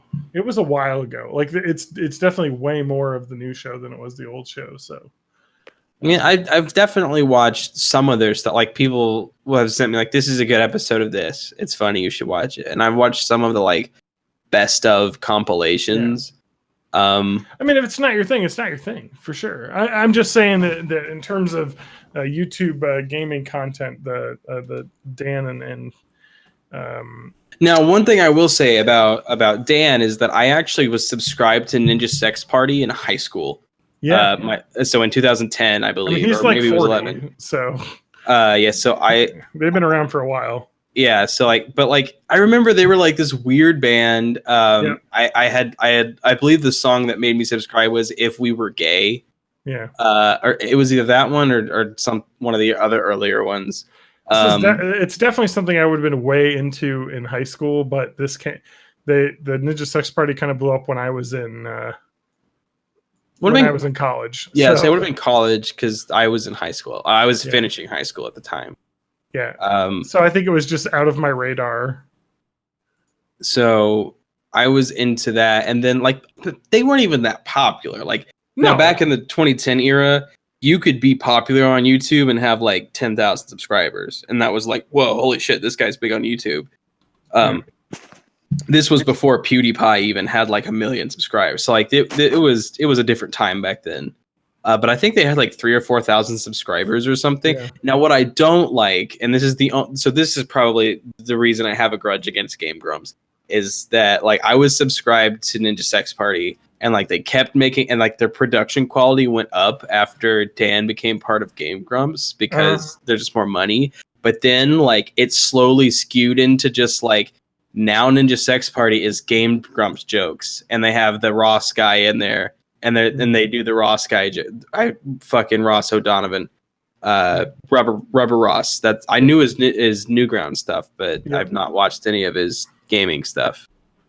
And like now that's what I'm like. But they merged, and I'm like, but I didn't want to watch the gamers joke. I wanted to watch the stupid like the Virgin Sex Party jokes. Well, I would say that I don't know if you still listen to Ninja Sex Party, but they have No. definitely gone away from that, I would say. Like a lot of the new album is really good. I did get the cover album. That was so I want to say the Dragon Slayer stuff was when I stopped listening, but then I got the cover album. Yeah. Yeah, if we were gay. Look at that. Anyway, I will say that it's pretty great, and I have fully come around on the new Game Grumps with Dan Avidan because he seems like a really cool guy, and they're definitely not awful people. He's old as fuck, isn't he? He's like 40, yeah. Which Aaron Hansen is my age. He was born in 85, I think, or 84, 85, 84, something like that. So, man, Aaron Hansen is definitely someone, and probably all the Newgrounds people who have done some fucking racist shit. I know. How has he not been canceled? There is a video, the Metal Gear Awesome 1, which is the thing I know him from, where he's got the crow on Vulcan Raven's head, and it's just him doing a racist black KFC voice. Yeah, well, he was more making fun of the Dumbo crow racism. And that's true, but I mean, he did not, at the very least, get a black person to play the crow. He was 21, it's like edgy shit. No, I understand. And he's also the type of person who probably would be like, yeah, that was bad, I apologize. Right, yeah. Which is the correct way to But answer. there are some of those people who from Newgrounds who have gone like kind of off the deep end into weird bad stuff. Ugh, God, I know. I was so into that shit in high school. Newgrounds, like, yeah. Mm-hmm. Yeah. Anyway, all right. Well, I think we got to end this episode because it's like 4 hours long now. So. Yes, it is. Probably cut out everything, just all of it. Yeah, I'll edit a lot, like edit out all the racist stuff that you said. I already have it written down for me to bleep that, so I'll make sure that gets done. I have this Ninja Sex Party song stuck in my head from last year, the Danny Don't You Know, where he sings. So I watched the video for that one actually, like maybe a month and a half ago. Yeah. I love that song. Where he's singing to the younger version of himself. Yeah, that's actually a pretty good song. So, yeah. Anyway, Matt also shared Carpenter Brute song in our Discord, which you can find at theweednumber.com. That's actually a short film that's going to be a sequel to the Turbo Killer music video. Cool. I love Carpenter It's insane. Brute. So, like, one of my faves now. So that looks really cool. I remember I watched it because it has Finn Wolfhard in it. It does, yes. Playing young Danny. So I think part of it is that because he's been with Game Grumps and they've gotten really big, that now they just have more access to more famous people. So maybe it's changed a little bit. Finn Wolfhard's been on a couple episodes of Game Grumps specifically, too. Yes. So anyway, I am on the Hell website, twitter.com, John_Danger. Matt, what about you? I am not. You can find me on Instagram at Matt Hag Music or on YouTube or whatever. Or on Twitter at Matt Hag Music. Yeah, where my Instagram stuff gets auto-posted. Yeah. TJ? Oh, I'm also on the Hell website, twitter.com. That's at May of May 84. You can also find me on the Fediverse. It's at May of May at mastodon.cloud. I'm also on Twitch. It's twitch.tv/May of May. I want to get back into streaming, but I don't know if I want to stream World of Warcraft, but I kind of do. Do it. And then but you can find me at my address, which is at... Put in a big bleep here. Okay. Spanky, where can we find you? You can find me at SpankyWorks at cyber.space. If you want to follow me on the Fediverse, I might not follow you back just because I barely use the damn thing anymore. Other than that, you can always send smoke signals high up into the sky, and I'll be always looking out for those. But I don't know how to read them. I just kind of admire that they look kind of neat. Other than that, you can always find the episodes of the podcast that I'm in at theweednumber.com. You can catch the live streams at theweednumber.com/live. And yeah, that's my life right now. Matt, you're trying to solo the quest I want to do with you, so stop. The revenge one? Yeah, I have that too, but I haven't. Okay. Well, You don't have to stop, actually. I'm killing the mob right now. So I know you are. I just saw you bring up the quest text and you're fucking playing. I was like, oh shit, I have that quest to do too. And I you just need a randomly stumbled upon this. It's not my fault. Well, Matt, it looks like you may have trouble soloing it. No. Oh yeah, I forgot. You're a fucking I'm a shadow class that priest, can bitch. self-heal, so you can solo elites. Yeah, Whereas hey. I'm someone who can't heal, so... In a couple of seconds, you're gonna watch this little trick I can do. And I'm just gonna sit here and just kind of chill out for a little while. And, taking the I hope scenery. he runs into another mob. No, there's nothing else out there that'll aggro it. Matt's on Twitch as well, which is where this is all happening. Twitch.com/Matt Bye, everyone. Music, which doesn't have any music on it. Goodbye. Man, I wish I could solo fucking